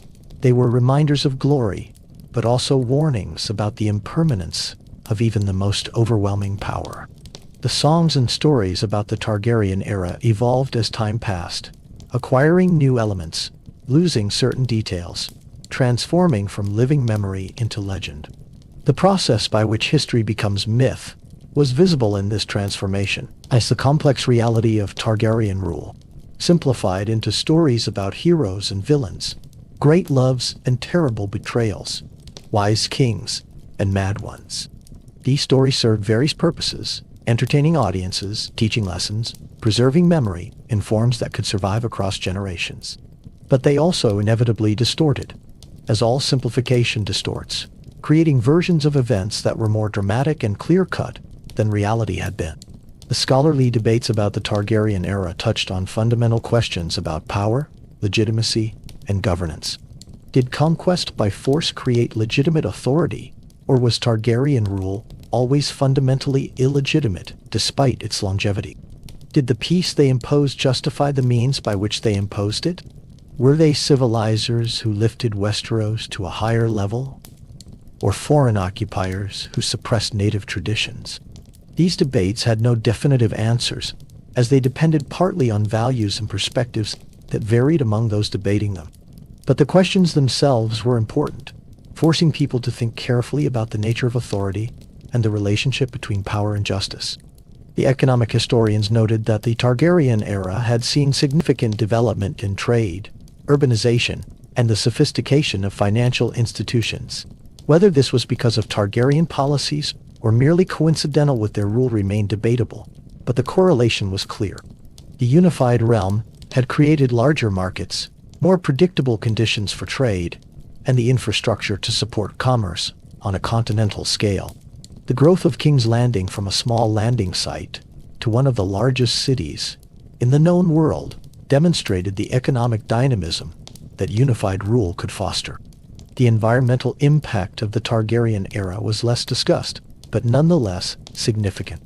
The dragons themselves had been apex predators, consuming vast quantities of livestock and sometimes hunting wild game or even humans. The forges required to maintain castles and weapons had consumed forests. The expansion of agriculture to feed growing populations had transformed landscapes. The construction projects had moved earth and stone on unprecedented scales.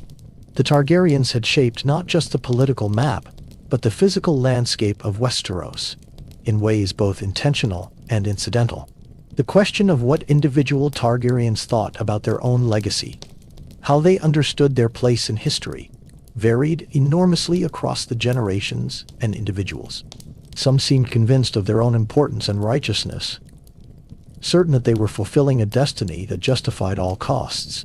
Others were more conflicted, aware of the price their power extracted, troubled by the suffering their rule caused even as they believed it necessary. Still others seemed indifferent to such questions, focused on immediate pleasures or problems, leaving the weight of history for others to bear. The private writings of Targaryens who kept journals or composed letters reveal personalities that were often more complex and human than the public roles they occupied. A king who appeared commanding and certain in public might express doubts and fears in private correspondence. A queen who seemed cold and distant might reveal warmth and wit in letters to friends. These documents, preserved in various archives, provide glimpses of the actual people behind the historical roles, reminding us that even those who wielded extraordinary power were still fundamentally human, with the full range of emotions, needs, and frailties that characterize human existence. The relationships between siblings within the Targaryen family were particularly important, given the practice of sibling marriage. Brothers and sisters who were also spouses navigated relationships that were simultaneously familial and romantic, political and personal. Some of these relationships were apparently happy and mutually supportive. Others were marked by tension, resentment, or outright hostility. The complexity of being simultaneously sibling, spouse, and co-ruler created dynamics that those outside such relationships could barely understand. The children born to Targaryen unions carried the weight of exceptional expectations from birth. They were not merely princes or princesses, but potential future dragonlords, heirs to a dynasty that claimed special destiny. This weight could produce remarkable individuals who rose to the challenge. It could also produce those who collapsed under the pressure, who turned to vice or madness, who rejected their heritage and sought escape. The diversity of outcomes among Targaryen children demonstrated that bloodline and breeding, however carefully managed, could not guarantee character or competence. The education and upbringing of Targaryen children evolved across the dynasty's history. In early generations, the focus was heavily on maintaining Valyrian traditions and the skills needed to command dragons. Later, as dragons became scarce and then extinct, the education shifted toward the practical skills of governance and warfare. The maesters played an increasingly important role in royal education, teaching history, mathematics, science, and other subjects. Yet the Targaryens never fully embraced the maesters' worldview, maintaining always a certain skepticism about pure rationality and a belief in elements that transcended what could be measured or proven. The religious education of Targaryen children presented particular challenges. They needed to appear pious followers of the faith to satisfy Westerosi expectations, but the family's own traditions and beliefs often differed from faith teachings. This created a kind of religious duality, where Targaryens learned to perform the rituals and speak the language of the faith while maintaining private beliefs that might have troubled the faith's leadership had they been fully known. This duality was never fully resolved, creating a kind of spiritual ambiguity that characterized the dynasty throughout its existence. The military training of Targaryen princes followed conventional noble patterns, with instruction in weapons, tactics, and the arts of war. But it also included specialized training in dragon riding and aerial combat, at least in the eras when dragons were available. This training was necessarily dangerous, as learning to control a dragon involved real risk of death or injury. Some princes took to it naturally, demonstrating an affinity for flight and combat that suggested genuine talent. Others struggled, their fear or lack of ability evident despite their royal blood. Dragon riding, it turned out, was not a skill that bloodline alone could guarantee. The Targaryen relationship with magic was complex and often contradictory. They were products of Valyria's magical civilization, their very existence owing something to the blood magic and sorcery that had created the dragonlords. Yet they were also suspicious of magic, aware of its dangers and unpredictability. Some Targaryens sought to understand and utilize magical knowledge, searching old texts, consulting with supposed practitioners, attempting rituals that might restore lost capabilities. Others dismissed magic as superstition or danger, preferring to rely on conventional power and politics. The question of whether the Targaryens themselves possessed magical abilities beyond dragon riding was never conclusively answered. Some claimed to have prophetic dreams that proved accurate. Others reported an unusual tolerance for fire or heat. A few demonstrated abilities that seemed to transcend normal human capabilities. But whether these represented genuine magic, exceptional coincidence, or simple mythology created after the fact remained unclear. The Targaryens themselves were often uncertain, claiming abilities when it suited their purposes, but unable to demonstrate them consistently or reliably. The artifacts and treasures accumulated by the dynasty across the centuries represented both their wealth and their connection to history. Valyrian steel swords, forged with techniques lost in the Doom, were prized possessions passed down through generations. Jewelry and crowns crafted with extraordinary skill testified to the wealth at their disposal. Books and manuscripts, some dating back to before the Doom, preserved knowledge that might otherwise have been lost. Dragon eggs, beautiful objects even when dormant, served as reminders of what the family had been, and hopes for what they might become again. The Targaryen libraries, both at Dragonstone and in the Red Keep, contained collections of remarkable breadth and value. Beyond the practical works on governance and law, there were philosophical treatises, historical chronicles, works of literature and poetry in multiple languages, scientific and magical texts, maps and charts, illuminated manuscripts, and personal papers of previous generations. These libraries represented the accumulated knowledge and memory of the dynasty, and their preservation across the centuries was itself an achievement. When the dynasty fell, these libraries were partially scattered or destroyed, a cultural loss that extended beyond the merely political. The relationship between the Targaryens and the sea was shaped by their location and history. Dragonstone rose from the narrow sea, and the family's first fortress in Westeros was an island. They maintained fleets and understood naval power. Yet they were not fundamentally a maritime people in the way the Ironborn or the Free Cities were. The sea was a barrier to be crossed, a route for trade and communication, a source of food and strategic advantage, but not the defining element of their identity that dragons were. They were lords of the sky more than masters of the waves. The symbolism of Dragonstone, as both home and exile, comfort and isolation, shaped Targaryen psychology in subtle ways. It was the place they had fled to, escaping the doom, but also a place of safety where they had survived. It was separate from Westeros proper, reinforcing their sense of being apart, yet it was also their base for conquest and integration. This dual nature of Dragonstone, as both refuge and launching point, both separation and connection, embodied the perpetual tension in Targaryen identity between being Valyrian and being Westerosi. The volcanic activity of Dragonstone and the presence of the Dragonmont created an environment that was both nurturing and threatening. The heat from below provided ideal conditions for dragons, but also represented the ever-present possibility of eruption and destruction. Living with this duality, this combination of resource and risk, may have shaped Targaryen thinking about power more generally.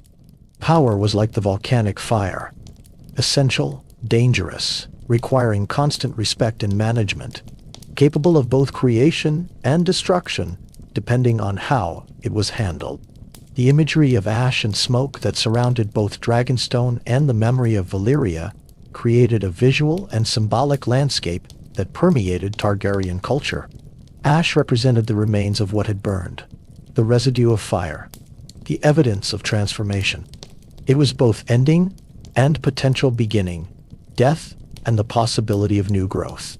The Targaryens lived within this imagery, surrounded by the ash of Valyria, creating their own flames, producing their own ash, perpetually engaged in cycles of destruction and creation. The relationship between fire and blood, the two elements of the family motto, operated on multiple levels. Fire was their weapon, their symbol, the source of their power through dragons. Blood was their inheritance, their family bond, the substance that supposedly gave them their special abilities. But fire and blood were also connected through sacrifice and cost. Power required sacrifice, symbolized by blood. The exercise of power, particularly through dragonfire, spilled blood. The circular relationship between these elements, each producing and requiring the other, captured something essential about Targaryen rule and its costs. The seasonal cycles of Westeros, with its long and unpredictable summers and winters, provided a backdrop against which Targaryen rule unfolded. They conquered in one season, ruled through others, fell in yet another. The realm they unified experienced these seasons collectively, rather than as separate kingdoms facing separate challenges. The coordination of preparation for winter, the storage of food and resources, the maintenance of infrastructure across the continent, all became more systematic under unified rule. Yet the Targaryens themselves sometimes seemed disconnected from these natural cycles, focused on their own dynastic concerns, their prophecies and dragons, the eternal rather than the seasonal. The night sky above Dragonstone and King's Landing, the same stars that had shone on Valyria, provided another constant element across the changing centuries. Targaryens studied the stars, both for practical navigation and for astrological significance. Some believed the positions of stars and planets held meaning for human affairs, that prophecy could be read in celestial movements. Others viewed the stars as merely beautiful or useful for wayfinding. But all Targaryens grew up under the same sky, that vast darkness punctuated by points of light, a reminder of their own smallness, despite all their power and pretensions. The winds that blew across the narrow sea, carrying smells and sounds and weather from one land to another, connected Dragonstone to both Westeros and Essos. These winds filled the sails of ships carrying trade and travelers. They brought storms and clear skies, warmth and cold, the physical manifestation of forces larger than human control. The Targaryens, for all their power, could not command the wind, could not ensure fair weather or calm seas. This limitation was a reminder that some aspects of existence remained beyond even dragonlords to control. The sounds of Dragonstone were distinctive: waves crashing against volcanic rock, wind whistling through stone corridors, the occasional rumble from deep within the mountain, the cries of seabirds, and in earlier eras, the roars and wing beats of dragons. These sounds created a sonic landscape that shaped the experience of being in that place, a backdrop to all activities and thoughts. Those who lived there learned to distinguish different sounds, to read meaning in the particular quality of the wind or the intensity of the waves. The smells of the castle and island were equally characteristic: salt from the sea, sulfur from volcanic vents, smoke from torches and fires, the distinctive scent of dragon when they were present, stone damp from mist, food being prepared in the kitchens, the accumulated sense of centuries of habitation. These smells were less recorded than sights or sounds, but they were no less important to the full experience of the place, triggering memories and associations for those who had lived there. The tactile experience of Dragonstone, the feel of the volcanic stone beneath feet and hands, its roughness or smoothness depending on how it had been shaped, its temperature varying with proximity to heat sources, all contributed to the embodied experience of being Targaryen. The stone was not dead material, but seemed almost alive, warm from the earth's heat, shaped by ancient magic, resonant with history. Touching the walls of Dragonstone was to connect physically with the dynasty's origins and essence. The taste of food on Dragonstone and in King's Landing during the Targaryen era reflected both their Valyrian heritage and their adaptation to Westerosi ingredients and customs. Spices imported from Essos appeared in dishes prepared in Valyrian styles. Local fish and game were prepared according to recipes passed down through generations. Wine from across the known world filled their cups. The feasts were not merely about sustenance, but about display, tradition, and the maintenance of cultural identity through the repeated performance of inherited customs. The passage of time on Dragonstone had a particular quality, shaped by its isolation and purpose. Days could blur together, marked mainly by the routines of castle life, the comings and goings of ships, the slow accumulation of news from the wider world. Yet time also felt weighted with significance, every day adding to the accumulated history of the place, every generation adding its layer to the complex stratigraphy of Targaryen experience. Time moved both slowly in the moment and swiftly in retrospect, days stretching but years flying. The rituals and ceremonies that marked important occasions in Targaryen life provided structure and meaning to the passage of time. Births, deaths, marriages, coronations, the hatching of dragon eggs, the successful claiming of dragons, all were marked with appropriate ceremony. These rituals connected each generation to those that had come before, creating continuity across time, ensuring that each new Targaryen was embedded within the larger story of the family. The repetition of ritual created a sense of eternal recurrence, the same basic patterns repeating with variation across the centuries. The dreams of Targaryens, whether prophetic or merely the normal processing of sleeping minds, created a kind of parallel reality that existed alongside their waking lives. In dreams, the dead could return. Valyria could be whole. Dragons could fill the skies. Futures, good or terrible, could unfold. Some Targaryens were haunted by their dreams, troubled by visions they could neither fully understand nor completely dismiss. Others learned to navigate their dream life with the same care they applied to waking politics, treating dreams as another source of information to be considered and interpreted. The aging of Targaryens, the slow transformation from youth to maturity to old age, followed the same basic pattern as all human aging, yet was shaped by unique factors. The weight of power and responsibility could accelerate aging, stress manifesting in premature gray hair or lined faces. The practice of sibling marriage may have introduced genetic vulnerabilities that affected health and longevity. The very intensity of Targaryen life, with its high stakes and constant demands, might have burned through life force more rapidly than quieter existences would have. The deaths of Targaryens, whether in battle, from illness, through assassination, or from natural causes in old age, were marked with elaborate ceremony and deep significance. The funeral rites combined Valyrian and Westerosi elements, fire playing an important role in the disposal of remains for some, traditional burial for others. The death of a monarch triggered succession, potentially unleashing all the conflicts and uncertainties that question entailed.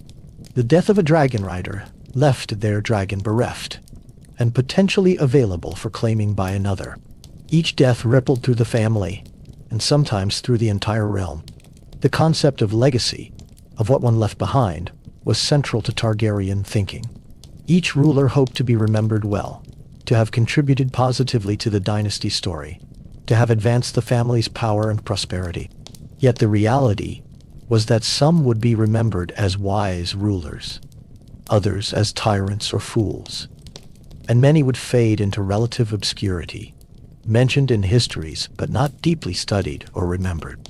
The desire to control one's legacy competed with the reality that history was written by others, that reputation was shaped by forces beyond individual control. The philosophical question of whether the Targaryens were products of their circumstances or creators of their own destiny was never satisfactorily resolved. They could point to the prophecy that had saved them from the doom, to the dragons that had enabled conquest, to the long persistence of their rule, all suggesting that fate had chosen them for greatness. Yet, they had also made countless individual decisions, some wise and some disastrous, that had shaped outcomes. The interplay between fate and choice, between destiny and agency, remained mysterious. The emotional life of Targaryens, their capacity for love and hate, joy and sorrow, hope and fear, was not so different from others despite their exceptional circumstances. They loved their children, mourned their losses, celebrated their triumphs, endured their failures. The extraordinary power they wielded did not exempt them from ordinary human emotions. If anything, the intensity of their lives may have intensified their emotional experiences, creating highs and lows more extreme than most people ever experienced. The loneliness that could come with being Targaryen, particularly for those who felt the weight of their position most acutely, was a recurring theme in private writings and reported experiences.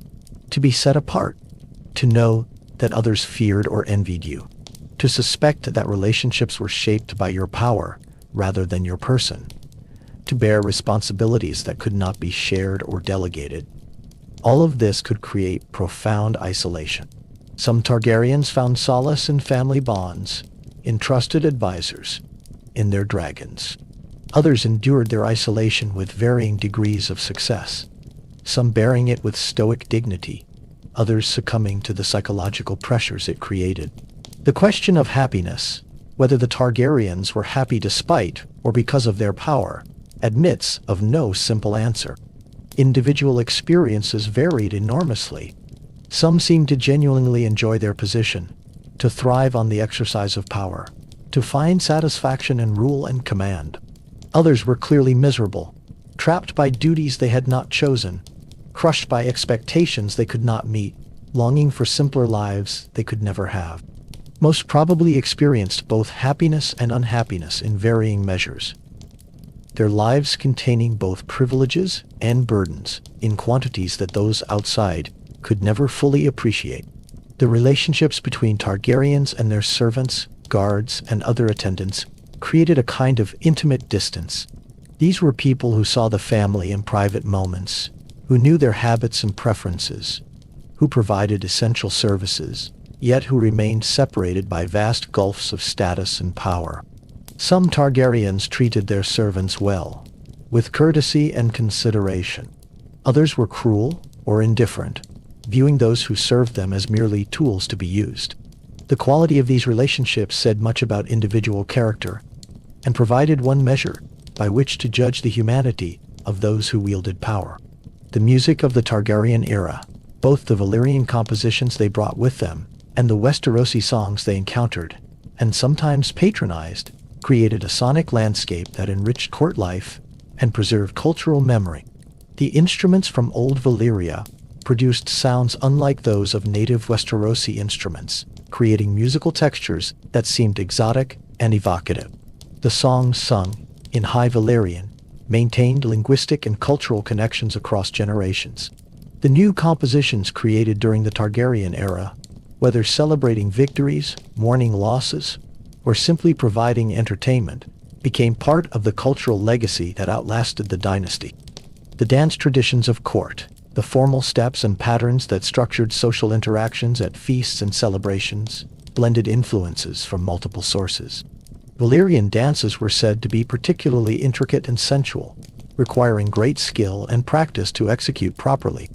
Westerosi dances varied by region, but generally followed patterns of interaction that expressed social relationships and romantic interests. The Targaryen court incorporated both traditions, creating a hybrid dance culture that, like so much else about the dynasty, was neither purely Valyrian nor purely Westerosi, but something unique. The gardens that successive Targaryens created and maintained represented attempts to impose order and beauty on cultivated nature. The planting of particular flowers and trees, the creation of paths and fountains, the careful arrangement of elements to create pleasing vistas, all reflected aesthetic values and personal preferences. Some Targaryens were passionate gardeners, spending hours among their plants, finding peace in the patient work of cultivation. Others viewed gardens merely as appropriate backdrops for court life, pleasant but not personally significant. The gardens themselves outlasted individual planners, growing and changing according to their own rhythms, shaped by gardeners who maintained traditions across generations. The animals kept at court, beyond dragons, the horses and hounds used for hunting, the exotic creatures occasionally acquired as curiosities or gifts, the cats that kept vermin at bay, all contributed to the daily life and atmosphere of royal residences. The care of these animals provided employment for specialized servants and created relationships between humans and beasts that could be sources of comfort and companionship. Some Targaryens were particularly devoted to their horses or hounds, finding in these animals a kind of uncomplicated loyalty that human relationships often lack. The practice of hunting, both for practical purposes of providing food and for the sport and display it offered, was central to noble life, including Targaryen existence. The great hunts organized by the crown brought together nobles from across the realm, creating opportunities for political networking while pursuing deer, boar, or other game through forests and fields. These hunts were complex social events, with careful attention to protocol regarding who rode where, who made which kills, how the game was distributed. For Targaryens who possessed dragons, hunting from dragonback was possible, though this was generally considered unsporting and was rarely practiced except in times of necessity. The winters of Westeros, those long periods of cold and darkness that could last for years, presented particular challenges for Targaryen rule. The necessity of ensuring adequate food stores, maintaining order when resources grew scarce, providing for the small folk who suffered most during harsh seasons, all tested the competence and compassion of individual monarchs. The Targaryens, with their association with fire and their Valyrian heritage from warmer climates, perhaps felt the cold more acutely than those with northern blood. Yet they had to endure and govern through winters like any other rulers, demonstrating that even dragonlords were subject to the basic realities of seasonal change. The summers, particularly the long summers that could stretch for years or even a decade, created different challenges and opportunities. Crops flourished, trade expanded, building projects could proceed without interruption, and the general prosperity made governance easier. Yet long summers also bred complacency, a failure to prepare adequately for the inevitable winter to come. Some Targaryen rulers were wise stewards during summer plenty, building reserves and infrastructure. Others were profligate, spending the summer's bounty on immediate pleasures without thought for future need. The relationship between the Targaryens and the concept of time, of past and future, shaped their decision-making in ways that sometimes seemed strange to others. Their connection to ancient Valyria meant they thought in terms of centuries or millennia, seeing themselves as links in a chain extending deep into the past and far into the future. This long perspective could produce wisdom and patience.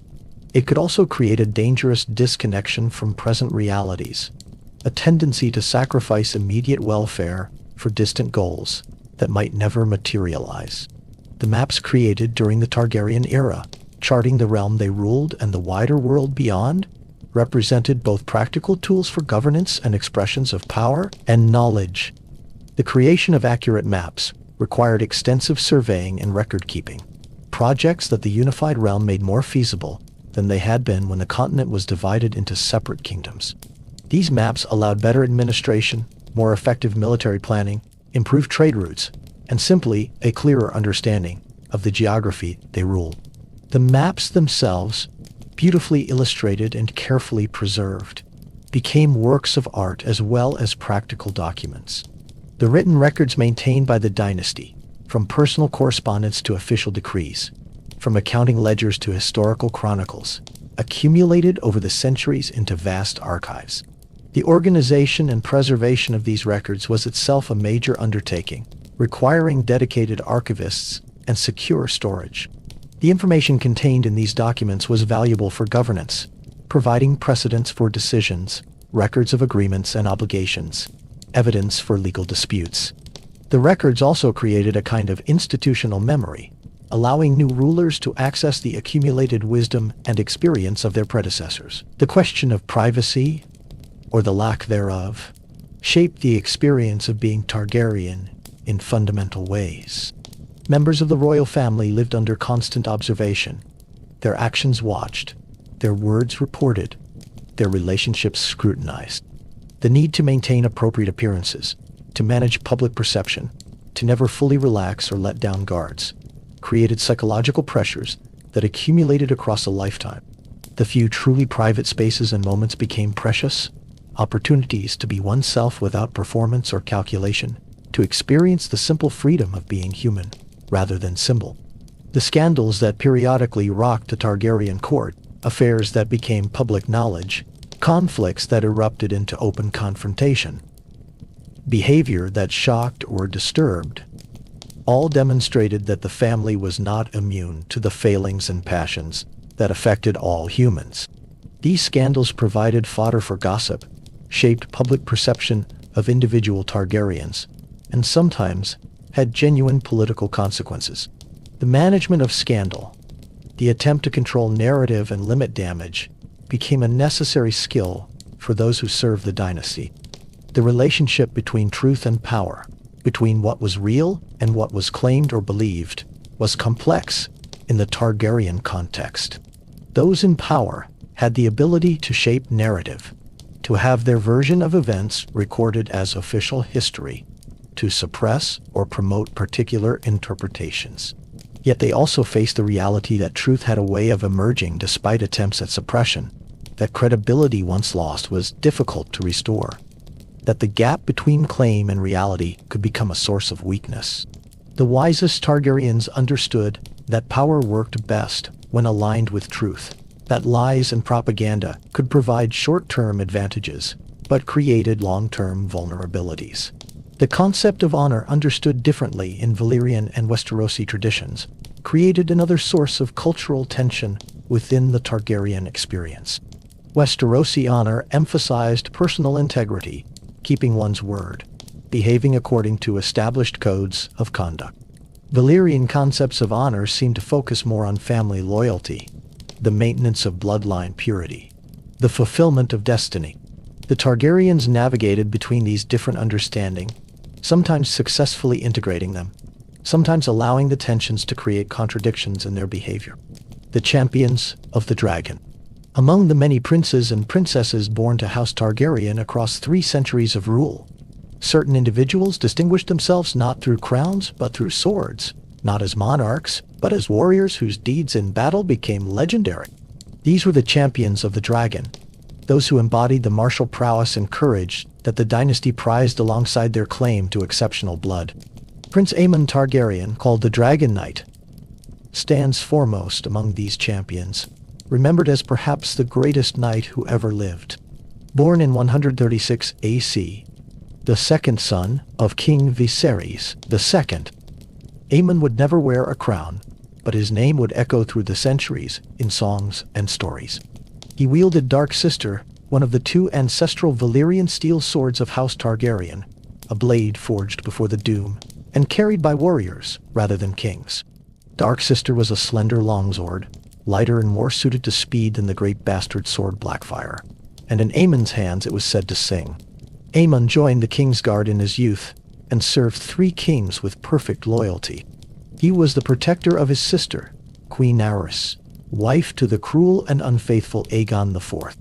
Rumors persisted throughout his life that Aemon's love for Aerys went beyond brotherly devotion, that he was the true father of her son Daeron, rather than the king. But Aemon never faltered in his vows. He wore the white cloak until his death, never marrying, never holding lands, devoted entirely to his duty. His deeds in battle and tournament were extraordinary. At the tourney of Maidenpool, he defeated all challengers, while wearing the favor of Queen Aerys. When Aegon IV demanded trial by combat to resolve a dispute, Aemon fought as the crown's champion and won. During the conquest of Dorne, when King Daeron I attempted to hold the kingdom, Aemon fought in dozens of engagements, his skill with Dark Sister turning battles and saving his king's life multiple times. In one famous incident, he rescued Daeron from an ambush, fighting through dozens of Dornish warriors to carry his wounded king to safety. Prince Aemon died in 192 AC, killed while protecting his brother King Aegon IV from assassins. He was 76 years old and had served in the Kingsguard for 57 years. He took 3 arrows meant for the king he had served so long, dying in the throne room with Dark Sister still in his hand. His death was mourned throughout the realm, even by those who had little love for the Targaryens, for Aemon the Dragon Knight represented the ideal of knighthood: brave, loyal, skilled, and honorable to the end. Dark Sister passed after Aemon's death to his nephew, though not by traditional succession. The sword would be carried by Brynden Rivers, called Bloodraven, bastard son of Aegon IV, and Master of Whispers, who wielded it during the Blackfire rebellions. But before both Aemon and Brynden, the sword had belonged to another dragon knight, Daemon Targaryen. Prince Daemon Targaryen, not to be confused with Daemon Blackfire, was born in 81 AC, younger brother to King Viserys I. Daemon was a warrior of fearsome reputation. He was one of the most formidable warriors of his age. Daemon was a complicated man, dangerous and unpredictable, given to violence and ambition, yet also capable of great loyalty and fierce love, commanding the city watch of King's Landing and forging them into an effective force, and equipping them with golden cloaks that gave them their common name. He wielded Dark Sister, one of the 2 ancestral Valyrian steel swords of House Targaryen, a blade forged before the Doom and carried by warriors rather than kings. Dark Sister was a slender longsword, lighter and more suited to speed than the great bastard sword Blackfire. Daemon led campaigns across the Stepstones, carving out territory and crowning himself king of the Narrow Sea. Though this kingdom proved temporary, he was a skilled dragon rider, bonded to Caraxes, called the Blood Worm, a fearsome red dragon known for its serpentine neck and savage temperament. During the Dance of the Dragons, Daemon fought for his wife, Rhaenyra's claim to the throne, leading her forces in several battles, and proving himself a cunning commander. His greatest and final act came at the God's Eye, where he faced Prince Aemon Targaryen, who rode the ancient dragon Vhagar. Vhagar was the last remaining dragon of the original 3 dragons that Aegon the Conqueror and his sister wives had flown during the conquest of Westeros. Vhagar, largest of all living dragons. The 2 dragons met in the sky above the Great Lake in what would become the most famous dragon battle in history. Caraxes and Vhagar tore at each other with tooth and claw and dragon fire. Caraxes managed to lock his jaws onto Vhagar's neck, even as Vhagar tore open Caraxes' belly, mortally wounding both beasts.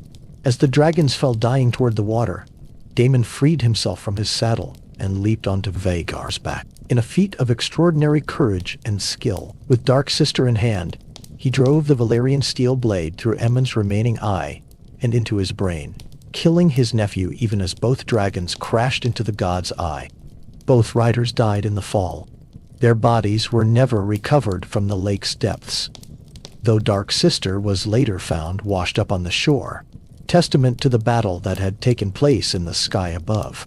This was in 130 AC, and Daemon was 49 years old when he died.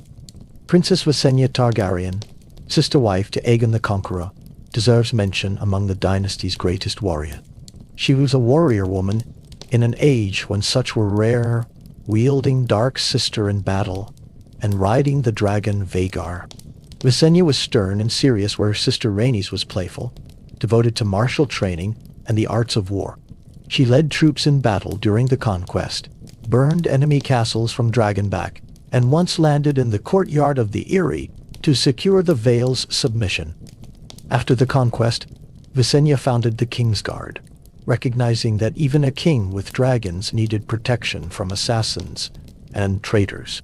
She selected the first 7 knights herself, choosing men of proven skill and loyalty. She continued to train with sword and spear into her old age, remaining dangerous until her death in 44 AC, at the age of 74. Dark Sister was her weapon for most of her life, and she wielded it with a skill that made her the equal of most knights in the realm. Prince Maekar Targaryen, who would eventually become King Maekar I, was a formidable warrior before he wore a crown. Born in 174 AC, fourth son of King Daeron II, Maekar was not expected to rule and devoted himself to martial pursuits. He was a skilled knight and commander, defeating rebels and defending the realm in numerous campaigns. He famously fought in the Trial of 7 at Ashford Meadow, where his prowess with sword and mace proved decisive. Maekar was stern and hard, scarred by battle, respected for his military ability, though never loved as some of his brothers were. His son, Prince Duncan, called the Prince of Dragonflies, was more romantic figure than warrior, but he fought bravely when called upon. Duncan gave up his claim to the throne for love, marrying a common woman and leaving the succession to his younger brother. He died at Summerhall in 259 AC, perishing in the flames alongside his father King Aegon V, in the tragedy that consumed the Summer Palace. Prince Rhaegar Targaryen, eldest son of Aerys II, was described as a skilled warrior and jouster, though his true passions lay in music and prophecy. Born in 259 AC, Rhaegar was a melancholy prince who seemed weighed down by destiny. He learned to fight because he believed prophecy demanded it, transforming himself from a bookish youth into a capable knight through determination and practice. He carried a harp as often as a sword, and those who knew him said he made sad, beautiful music. Rhaegar won the great tourney at Harrenhal in 281 AC, defeating some of the finest knights in the realm, including Sir Barristan Selmy of the Kingsguard. His victory seemed to cement his reputation as the perfect prince, both warrior and poet. But his choice to crown Lyanna Stark as Queen of Love and Beauty, instead of his own wife, began the chain of events that would destroy his house. Rhaegar died at the Trident in 283 AC, killed in single combat by Robert Baratheon. The rubies from his breastplate scattered into the river where they can supposedly still be found. He was only 24 years old, and with him died whatever hope remained for a peaceful succession and the continuation of Targaryen rule. These champions of House Targaryen, and others like them, represented the dynasty's martial tradition. They proved that Targaryen strength came not only from dragons, but from the courage and skill of those who bore the name and carried its swords into battle. Their deeds enriched the family's legend, providing examples of valor that would be remembered long after the dynasty itself had fallen. The education of the broader Westerosi population about the Targaryens and their rule occurred through multiple channels. The official pronouncements and ceremonies communicated particular messages. The songs and stories spread through taverns and markets created popular understanding that might differ from official versions. The observations and judgments of those who interacted with the royal family, filtered through countless retellings, shaped collective perception. The result was a complex and sometimes contradictory set of beliefs about who the Targaryens were and what they represented.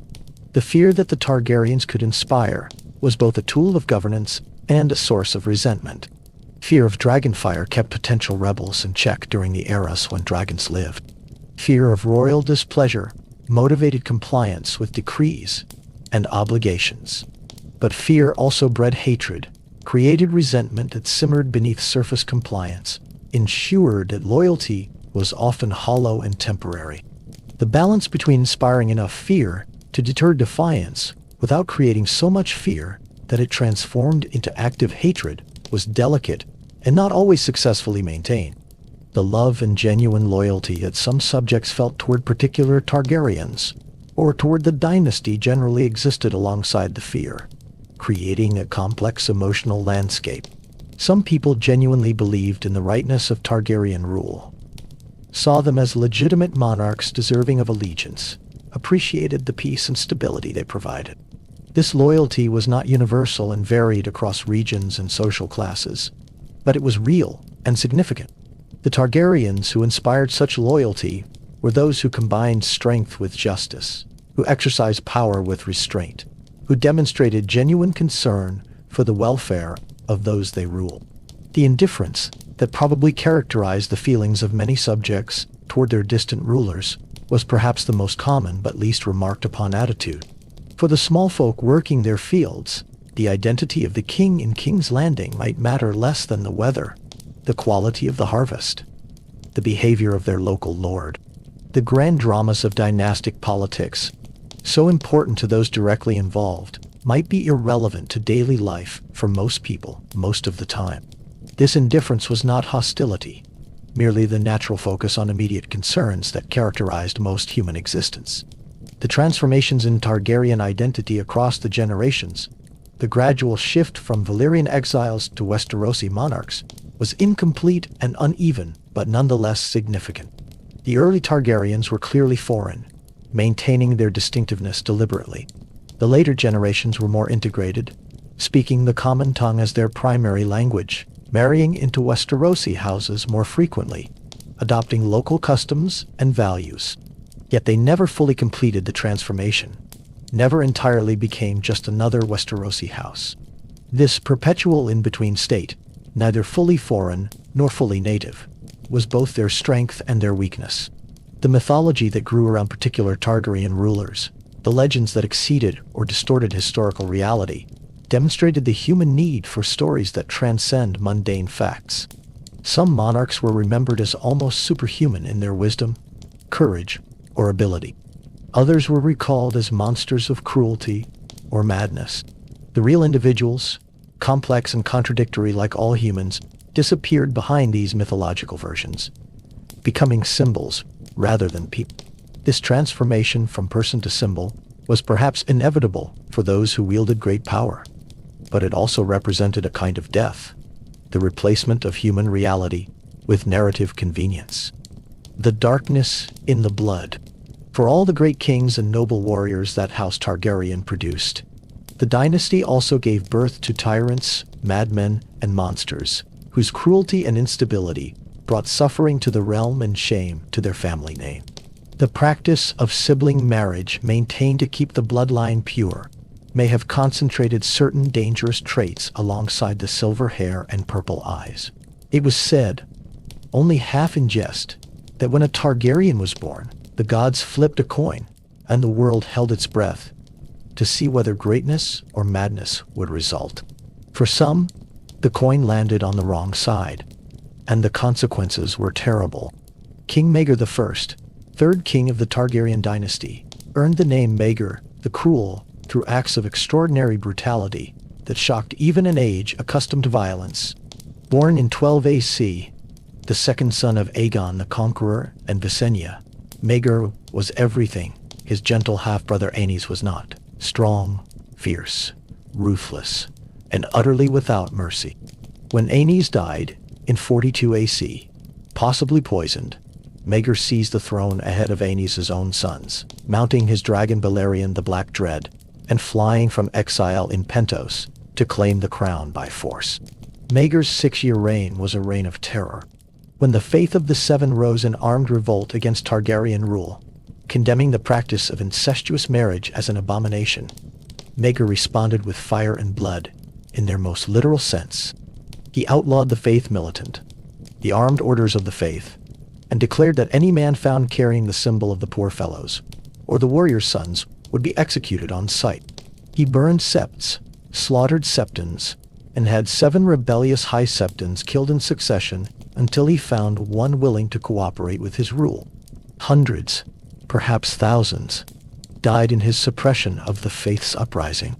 His cruelty extended beyond matters of war and rebellion. Maegor took 6 wives during his reign, defying both Faith doctrine and Westerosi custom. 3 of these wives died under mysterious circumstances. When his first wife, Cerise Hightower, failed to give him an heir, he took a second wife, Aerys Haraway, in a bigamous marriage that scandalized the realm. When Aerys gave birth to a deformed stillborn child, Maegor had her executed along with her entire household, including her father who had been his hand of the king. He tortured them first, extracting confessions of adultery and sorcery that were almost certainly false, before having them all killed in various horrific ways. Maegor completed the construction of the Red Keep, and then had all the builders executed so that the castle's secrets would die with them. Hundreds of skilled craftsmen were murdered for the crime of having done their work too well. He had his nephew Prince Aegon, Aenys's son, and a rival claimant to the throne, killed in trial by combat when the prince's champion fell to Maegor's own blade. He kept his enemies' heads displayed on spikes, allowed prisoners to be tortured to death in the dungeons, and personally killed several men who displeased him. In 48 AC, Maegor was found dead on the Iron Throne, his wrists slashed open on the blade-covered seat. Blood pooled around him. Whether he was murdered by his own guards, killed by one of his surviving wives, or took his own life in despair or madness remains unknown. Few mourned his passing. His reign had demonstrated that even without the Faith's rebellion, Targaryen rule could produce a tyrant whose cruelty was limited only by his own death. The throne passed to Aenys's surviving son Jaehaerys, who would prove to be everything Maegor was not. But the memory of Maegor the Cruel would haunt the dynasty forever. King Aegon IV, who reigned from 172 to 184 AC, earned the name Aegon the Unworthy through a lifetime of gluttony, lechery, corruption, and deliberate malice. He was not cruel in the same way Maegor had been. He did not personally torture or kill with the same savage delight. But his vices and his petty vindictiveness caused suffering that outlasted his reign by generations. Aegon was grossly fat, having indulged every appetite without restraint. He ate and drank to excess, growing so enormous that he could barely walk by the end of his life. He was utterly unfaithful to his wife, Queen Aerys, a gentle and pious woman whom he seemed to delight in humiliating. He kept a parade of mistresses, fathering bastards throughout the realm with a carelessness that bordered on deliberate insult to his legitimate wife and children. He created a scandal by openly preferring his mistresses to the queen, seating them in positions of honor while Aerys was neglected. His corruption extended throughout the realm. He sold offices and honors to the highest bidder, filling his court with sycophants and criminals who had purchased their positions. He drained the treasury with lavish feasts and extravagant projects that served no purpose beyond his own glorification. He commissioned a huge wooden fortress on wheels, the height of folly, which never worked and cost a fortune. He allowed his favorites to abuse their power, turning a blind eye to their crimes as long as they continued to amuse him or provide him with money. But Aegon's greatest crime came at his deathbed in 184 AC. In his final moments, perhaps out of spite toward his legitimate son Daeron, whom he had always suspected was actually fathered by Aemon the Dragonknight, Aegon legitimized all his bastard children. This act, done with a stroke of a pen as his last breath rattled, created multiple potential claimants to the Iron Throne.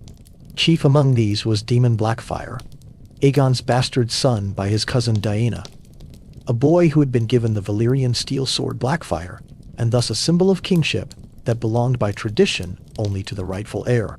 The Blackfire rebellions that followed, 5 separate wars spanning 6 decades, cost thousands of lives, and repeatedly brought the realm to the brink of civil war. All of this death and destruction could be traced directly to Aegon the Unworthy's deathbed spite. He had poisoned the succession out of petty malice, caring nothing for the suffering his action would cause after he was safely dead. Few kings had done so much damage with so little effort, or left behind a legacy so thoroughly poisonous. Aerys was needlessly cruel, torturing animals and servants for his amusement. At a puppet show that displeased him, he had the puppeteer's fingers cut off. He abused women terribly, forcing himself on serving girls and discarding them when he tired of their tears. He participated in a trial by combat as champion and deliberately maimed his opponent beyond what was necessary to win, continuing to hack at the man while he begged for mercy. The watching crowd was horrified by his savagery. During the Blackfire Rebellion, Aerys fought with distinction, but also with unnecessary cruelty, burning prisoners alive and claiming it was his draconic nature expressing itself. After the war, he was sent to Lys to remove him from court, where he could do less damage. But even in exile, stories of his depravities reached Westeros. Tales of torture, rape, and murder committed with impunity because of his royal blood. In 232 AC, Aerys' madness reached its inevitable conclusion. Believing that drinking wildfire would transform him into a dragon, he drank a cup of the volatile green substance. Wildfire is a form of liquid fire, highly combustible and incredibly dangerous. Aerys died screaming in agony as the wildfire burned him from the inside out, his skin splitting and flames erupting from his mouth. He was 41 years old. Even his death demonstrated his insanity, a self-inflicted horror that achieved nothing but his own destruction. His death removed him from the succession, sparing the realm from what would have been a catastrophic reign. King Baelor I, called Baelor the Blessed, was mad in a different way, not cruel but so consumed by religious fervor that his piety became dangerous. He reigned from 161 to 171 AC, and while he was beloved by the small folk for his gentleness and devotion, his decisions as king ranged from foolish to actively harmful. Baelor walked barefoot from King's Landing to Dorne to make peace after his brother Daeron's conquest. He was bitten by vipers in the desert, but survived, which he took as a sign of divine favor. As king, he went barefoot everywhere, even in winter, as a sign of humility. He fasted to dangerous extremes, often collapsing from hunger. He gave away crown funds to any who asked in the name of charity, depleting the treasury. He tried to outlaw prostitution in King's Landing, driving it underground where it became more dangerous. Most troublingly, Baelor imprisoned his own sisters in the Maiden Vault, a set of apartments in the Red Keep, because their beauty tempted men to sin. These women, who had done nothing wrong, were locked away for years to preserve their virtue according to Baelor's twisted logic. He named a simple-minded boy of 8 as High Septon because the child seemed pure and holy, creating chaos in the faith's leadership. He tried to replace trial by combat with trial by prayer, which simply meant the guilty often escaped punishment, while the innocent suffered. Baelor eventually died in 171 AC during one of his fasts, having starved himself for 40 days in atonement for sins he imagined he had committed. He was only 21 years old. While he was not actively cruel like Maegor or Aegon the Unworthy, his religious madness made him an incompetent king whose reign created problems that his successors had to resolve. His story demonstrated that madness need not manifest as cruelty to be dangerous to the realm. King Aerys II, the Mad King, was the final and most catastrophic example of Targaryen madness, the king whose descent into paranoid insanity would end the dynasty's 300-year reign. Born in 244 AC, Aerys began his rule in 262 AC as a promising young king, handsome, ambitious, and full of grand plans for the realm. For the first few years, he seemed capable, even admirable, surrounding himself with talented advisors and attempting genuine reforms. But the madness was there beneath the surface. waiting to emerge. A period of captivity during the defiance of Duskendale, when Aerys was held prisoner for 6 months by a rebellious lord, accelerated his mental deterioration. When he was finally rescued, he was changed, paranoid, and cruel, where he had been merely vain and impulsive. The change was gradual at first, but became unmistakable as the years passed. Aerys became obsessed with fire, seeing it everywhere, dreaming of it, eventually using it as his primary method of execution. He burned his enemies alive with wildfire, taking pleasure in their screams, believing fire was cleansing and just. He burned lords who displeased him, sometimes for real offenses, and sometimes for imagined slights. He had Rickard Stark burned alive in his armor, while Rickard's son Brandon was forced to watch, strangling himself trying to save his father. This act of monstrous cruelty would directly lead to Robert's rebellion.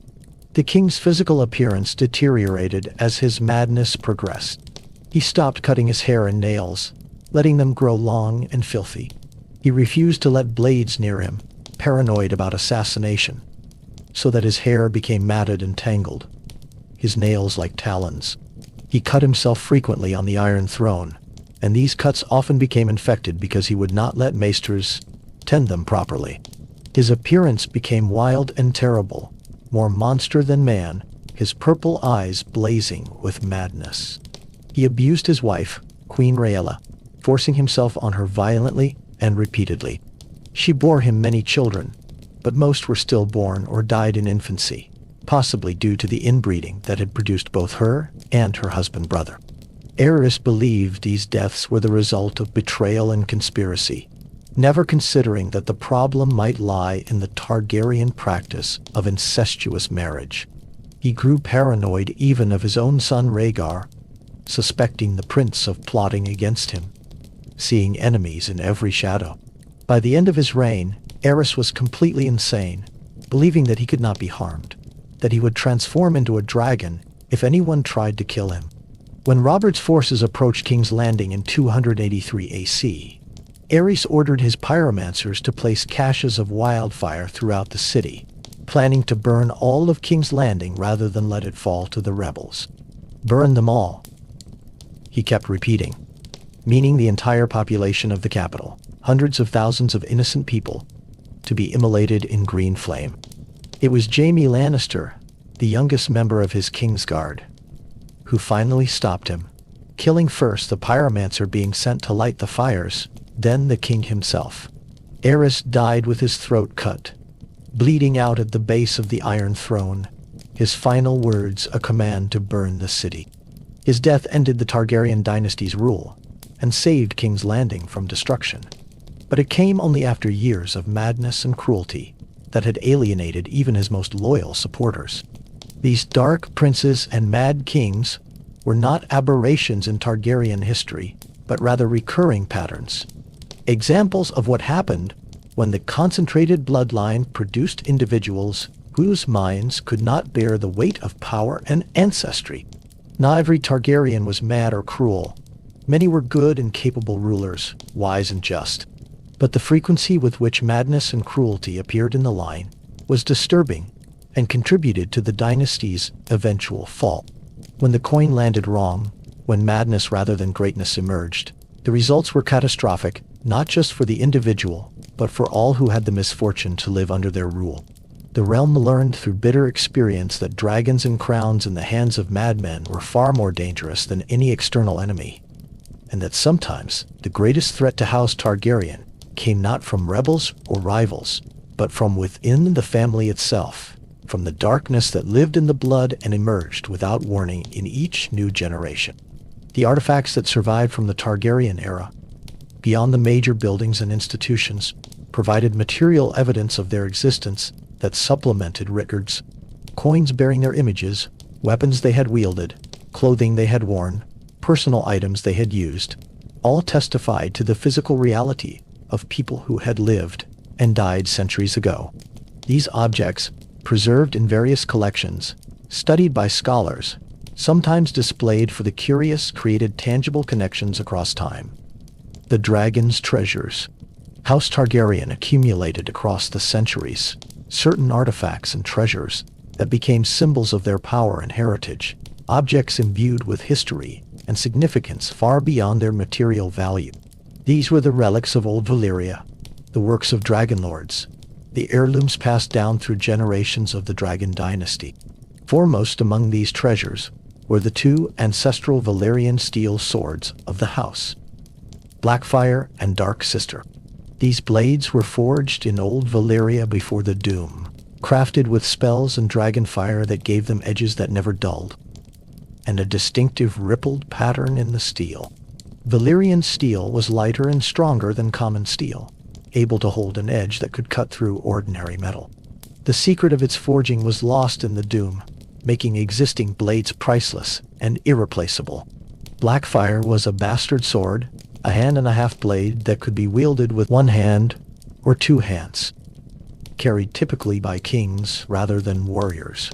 The blade was brought from Valyria by Aegon Targaryen when he fled the Freehold, and it became the symbol of Targaryen kingship.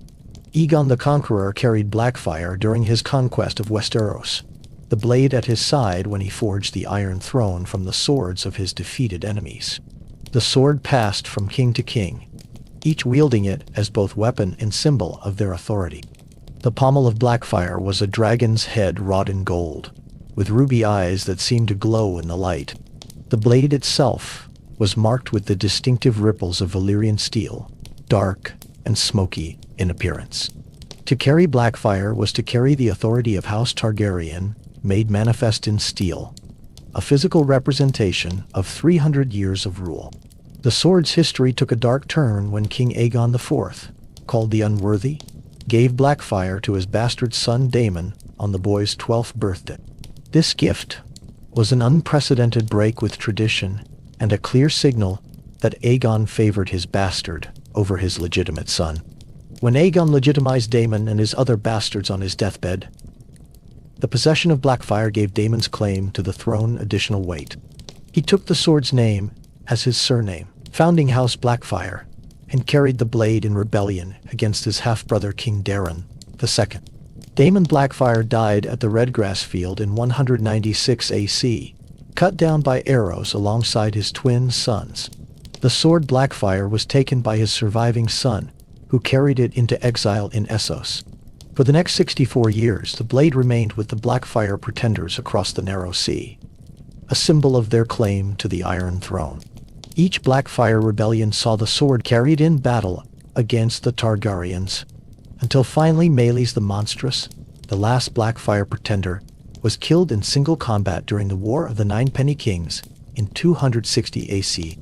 What became of Blackfire after Meleys' death remained unknown. The sword was lost, perhaps claimed by the man who killed Meleys, perhaps stolen, perhaps lying still in some forgotten armory in Essos. Its location became one of the great mysteries of the age. Dark Sister, the sister blade to Blackfire, had a different history. Where Blackfire was a symbol of kingship, Dark Sister was a weapon of warriors. The blade was slimmer and lighter than Blackfire, designed for speed and precision rather than power. It was said to be a woman's sword, though it was carried by both men and women across the centuries. The pommel was a woman's head, elegant and finely wrought, and the blade seemed almost to sing when cutting through air. Visenya Targaryen carried Dark Sister during the Conquest, wielding it in battle and using it to defend herself and her king. After her death, the blade passed to other warriors of the house. Prince Daemon Targaryen carried it during his wars in the Stepstones and during the Dance of the Dragons, until he fell into the God's Eye, locked in mortal combat with Aemon One Eye. The sword was recovered from the lake shore after the battle, proving that Daemon had indeed slain his enemy before both plunged to their deaths. Aemon the Dragon Knight wielded Dark Sister for most of his long life, carrying it as a member of the King's Guard and using it to defend 3 kings. After Aemon's death, the blade passed to Bloodraven, Brynden Rivers, the bastard son of Aegon the Unworthy, who served as Hand of the King and Master of Whispers. Bloodraven carried Dark Sister north when he eventually joined the Night's Watch and became Lord Commander. What happened to the blade after that was unknown, lost somewhere beyond the wall, or perhaps still in Bloodraven's possession, wherever he might be. Beyond the swords, House Targaryen possessed other treasures of Valyrian make. There was a suit of Valyrian steel armor, crafted before the Doom, with the same techniques that produced the swords. The armor was worn by King Aegon II during the Dance of the Dragons, providing protection that ordinary armor could not match. But Aegon was grievously wounded despite the armor, burned by dragon fire, and crippled by his injuries. What became of the armor after his death was unclear. Some accounts said it was lost during the dance, perhaps melted by dragonfire or lost when a dragon fell into the sea. Others claimed it was kept in the royal armory, but vanished during the chaos of Robert's rebellion. Like Blackfire, the Valyrian armor became one of the lost treasures of the dynasty. The crown of Aegon the Conqueror was another significant artifact, though it was not Valyrian in origin, but rather made after the Conquest. It was a simple circlet of Valyrian steel, set with square-cut rubies. Aegon commissioned it after he was crowned, and it became the crown worn by Targaryen kings during formal occasions. The crown was last seen on the head of Aerys II, the Mad King, and was presumably taken during the sack of King's Landing, though its current location was unknown. The dragon eggs, those mysterious objects that could hatch into dragons under the right circumstances, were among the most precious treasures the Targaryens possessed. The family had brought numerous eggs from Valyria, though most never hatched. These eggs were beautiful objects even when dormant, scaled in various colors: deep greens and rich reds, gleaming golds and midnight blacks, pale creams and purples dark as wine. They seemed to absorb light and warmth, and some claimed they could feel them pulse with hidden life. As the dragons began to die out, the eggs became increasingly precious and increasingly frustrating. King after king attempted to hatch them through various means, placing them in fires, having them blessed by septons, consulting with sorcerers from Ashai, trying blood magic and ancient rituals. Nothing worked. The eggs remained dormant, beautiful but lifeless, mocking the family that desperately wanted to restore the dragons that had been their greatest strength. Many eggs were lost over the centuries. Some were given as gifts to foreign dignitaries or to lords as rewards for service. Others were stolen. Still others were simply misplaced during the chaos of various crises. By the time of Robert's rebellion, only a handful of eggs remained in Targaryen possession, and these were scattered when the dynasty fell. 3 eggs made it across the narrow sea, with the last Targaryens in exile, carried by those loyal to the children of Aerys II. What became of these eggs would eventually become a story of its own, far beyond the scope of the dynasty's 300-year reign in Westeros. These treasures, the swords and armor, the crown and eggs, and other lesser artifacts, represented the material legacy of House Targaryen. They were connections to old Valyria, to the Conquest, to the dragons that had defined the dynasty. Their loss or dispersal when the family fell marked the final scattering of Targaryen power, the reduction of a great house to scattered remnants and distant memories. The ruins that eventually would mark some former Targaryen sites, structures that fell into decay after the dynasty's fall or were damaged in conflicts, became romantic and melancholic reminders of vanished glory. Abandoned buildings, overgrown gardens, broken monuments, all spoke to the impermanence of even the most powerful dynasties. These ruins attracted visitors and inspired art and literature, serving as meditation sites for contemplating the passage of time and the fate of all human endeavors. The descendants of House Targaryen who lived after the dynasty's fall, scattered across the world, carrying the blood and the name but lacking the power and position, represented a final transformation of the family's identity. They were Targaryens still. But what did that mean when there was no kingdom to rule? No dragons to ride? No throne to sit? Some maintained pride in their heritage, keeping alive the traditions and memories, hoping for eventual restoration. Others tried to build new identities, to be judged on their own merits rather than their ancestry, to escape the weight of a history that brought more burden than benefit. The question of whether the Targaryen story was ultimately tragic or triumphant, whether their legacy was primarily positive or negative, depended on perspective and values. They had achieved extraordinary things, conquered a continent, unified warring kingdoms, ruled for centuries, left lasting impacts on institutions and culture. They had also caused tremendous suffering, engaged in practices that seemed cruel or unjust, succumbed to madness and violence, ultimately failed to maintain what they had built. Both assessments were true, and the tension between them could not be resolved by simply choosing one over the other.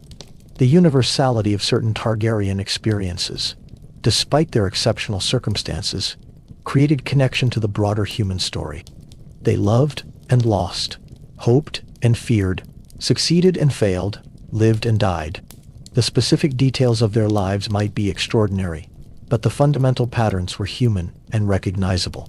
This universality meant that their story could resonate with people whose lives were utterly different, could provide insights and meaning that transcended the particular historical circumstances. The silence that eventually fell over Dragonstone after the dynasty's fall, the absence of dragons and the distant echoes of a family that no longer ruled, carried its own kind of eloquence. The stone remained, the fortress stood, the sea continued to crash against the cliffs, but the purpose and meaning had changed. What had been the seat of a ruling dynasty became a relic, a monument, a place whose greatest significance lay in the past. This transformation from living center of power to historical site marked the final completion of the cycle that had begun with the doom of Valyria. The lessons that might be drawn from the Targaryen experience, the insights their story might provide about power, family, destiny, and the human condition, varied depending on who sought them and what they needed to learn. Some saw warnings about the dangers of concentrated power and the importance of institutional constraints on authority. Others saw inspiration in the achievements possible when vision and strength aligned. Still others saw confirmation of their existing beliefs, whatever those might be. The Targaryen story was rich enough to support multiple interpretations, to provide evidence for competing conclusions. The beauty that existed within the Targaryen story, despite all its darkness and violence, deserved acknowledgement. The image of dragons in flight, impossibly graceful despite their size. The architecture of Dragonstone, stone shaped into flowing forms. The moments of genuine love and connection between family members. The courage displayed by those who faced terrible dangers. The wisdom shown by those who ruled well. The art and music and literature created during their era. All of this beauty existed alongside the ugliness, and both were part of the complete picture. The sorrow that permeated much of the later Targaryen story, the sense of decline approaching end, created a melancholic tone that colored perceptions. The slow death of the dragons, each loss diminishing what remained. The succession crises that tore the family apart. The madness that afflicted some and terrorized others. The accumulation of failures and missed opportunities. The growing awareness that what had seemed eternal would not last. This sorrow was genuine and deep, affecting not just the family but all who identified with them or depended on their rule. The hope that persisted even in the darkest moments, the belief that things might improve or that lost glories might be restored, represented the human capacity for optimism in the face of evidence. This hope sustained the Targaryens through difficulties, motivated efforts at reform and renewal, provided emotional resilience in the face of setbacks. Whether this hope was justified or delusional varied by circumstance, but its presence was significant regardless of whether it proved warranted. The forgiveness that some extended to Targaryen failures and cruelties, the willingness to see them as human beings shaped by impossible circumstances rather than as monsters or tyrants, represented compassion and the recognition of shared humanity.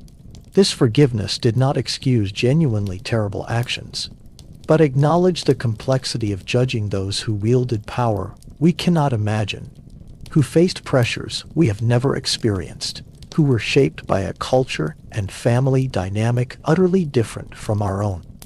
The judgment that others pronounced on the Targaryens, condemning them for their exceptionalism and its consequences, represented a different kind of moral clarity that refused to excuse cruelty regardless of circumstance.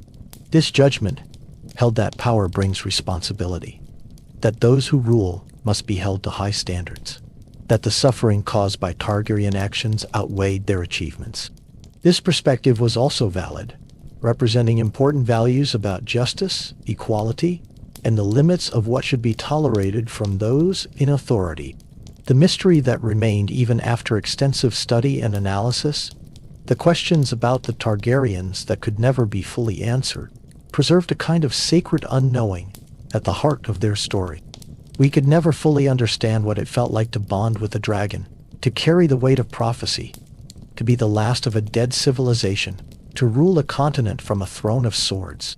The gaps in our knowledge, the limits of historical understanding, the inability to fully reconstruct subjective experience, all ensured that the Targaryens would remain partly unknowable, partly mysterious, partly beyond our complete comprehension. The ending of the Targaryen dynasty, however it is evaluated, marked a genuine historical transformation, a break with centuries of precedent, the closing of an era. The world that came after would be different from the world they had shaped, though many of their influences would persist. New dynasties would rise, and eventually fall. New stories would be written. But the Targaryen era would remain a distinct period, marked off in memory and history, a time when dragons flew, and a single family ruled a unified realm. The memory of House Targaryen, preserved in multiple forms and formats, ensured that they would not be forgotten even as the generations passed, and living memory faded. The books would continue to tell their story. The buildings would continue to stand as monuments. The institutions would continue to function, bearing the mark of their influence. The very map of Westeros, with its unified realm, testified to what they had achieved. This memory was not static, but would evolve, being reinterpreted by each generation according to their own needs and understanding. The sky above Westeros, which had once been the domain of dragons, returned to belonging only to birds and clouds and the occasional great eagle. The transformation from a world where dragons existed to a world where they did not was subtle in daily experience, but profound in meaning. The impossible had been proven possible, and then had ended. Magic had been real, and then had faded. The age of wonders had given way to an age more mundane, perhaps safer, certainly less spectacular. The fire that had defined the Targaryens, both literal dragon fire and the metaphorical flames of passion and ambition, eventually dimmed and cooled. Fire by its nature cannot burn forever without fuel, and the sources of Targaryen power gradually were consumed. The volcanic heat that sustained them on Dragonstone remained, the earth's fire continuing regardless of human dynasties. But the fire they had carried from Valyria, maintained through the centuries, wielded to conquer and rule. That fire went out. What remained were ashes and memory, the residue of flames that had once illuminated and consumed. The peace that came with the ending, whether welcomed or mourned, represented a kind of resolution. The struggle was over. The questions of succession and destiny no longer hung over the realm with the same urgency. The fear and hope, inspired by dragons, had both faded into history. Life continued, as it always does, but without the particular excitement and terror that the Targaryens had brought. For some, this was relief. For others, it was loss. For most, it was simply the reality they now inhabited. And so the story of House Targaryen reaches its end, though memory persists and descendants remain scattered across the world. From the doom of Valyria to the exile on Dragonstone, from the conquest of Westeros to the centuries of rule, from the height of dragon power to the final fall, the arc traces a pattern that seems almost intentional in its completeness. They rose from catastrophe, achieved heights of power and glory, maintained themselves across generations, declined gradually and then rapidly, and finally fell when the weight of accumulated problems became too great to bear. What they left behind was complex and contradictory, a unified realm that persisted despite dynastic change, institutions that continued to function, cultural influences that shaped art and thought, memories, both inspiring and cautionary, buildings that would stand for centuries, and questions about power and destiny that each generation would answer differently. They changed the world, and were changed by it, shaped history and were shaped by it, ruled and were ultimately judged by those they ruled. Let this long tale carry you gently toward rest. This account of fire and blood, of dragons and destiny, of a family that claimed exceptional heritage and paid exceptional costs. The story is ended now, the dragons gone, the dynasty fallen, the fires cooled to ash. What remains is memory, soft as the twilight that gathers at day's end, quiet as the waves that lap endlessly against the shores of Dragonstone. In this ending there is peace, the peace that comes when struggles cease and only story remains. Let the images fade now. The dragons in flight, the castle of twisted stone, the throne of swords, the silver-haired monarchs with their purple eyes, all fading into the gentle darkness that precedes sleep. Let the sounds diminish. The roar of dragon fire, the crash of waves, the cries of war, the songs of celebration, all softening into silence. Let the weight of history lift, the burden of remembering ease, the need to understand give way to simple rest. The Targaryens are gone now, into the past, into history, into legend. Their story is told, their fire burned out, their blood spilled or scattered to distant shores. What was built has fallen or been transformed. What was achieved has become memory. What was hoped for has either been fulfilled or abandoned. The cycle is complete, the tale finished, the dynasty ended. And in this ending, in this completion, in this final return to silence and darkness, there is a kind of peace. All things end, all flames dim, all dynasties fall, all power fades, all stories reach their conclusion. This is not tragedy, but the natural order, the rhythm of existence, the pattern that repeats across all times and places. Rise and fall, creation and destruction, fire and ash, blood and memory. Sleep now, gently, peacefully, knowing that even the mightiest must rest, that even dragons return to earth, that even those who seemed eternal pass into history. The Targaryens sleep in the long sleep of memory. Their struggles ended, their fires cooled, their story preserved in words that will endure, long after all who knew them have themselves passed into silence. Rest now as they rest, as all must rest eventually, in the quiet darkness where memory softens and detail fades and only the essential patterns remain. Rest in the knowledge that the story has been told, the account rendered, the history recorded. Rest as the day rests at its ending, as the year rests in winter, as all things rest when their time comes. The tale of House Targaryen is complete. Sleep comes gently now, soft as ash, quiet as stone, peaceful as the darkness between stars. Sleep, and let the dragons of dream carry you where they will, through skies that exist now only in imagination, over lands that live now only in memory, to places where fire still burns eternal and dynasties never fall. But the dragons were gone, the fire was out, and the silver-haired dragonlords had been replaced by a Baratheon who ruled through strength of arms rather than ancient magic. The memory of House Targaryen would persist in songs and stories, in the great dragon skulls that decorated the throne room, in the ruined towers of Harrenhal, in the bloodlines of houses that had intermarried with them. They were history now. A chapter closed, a dynasty ended, a family scattered.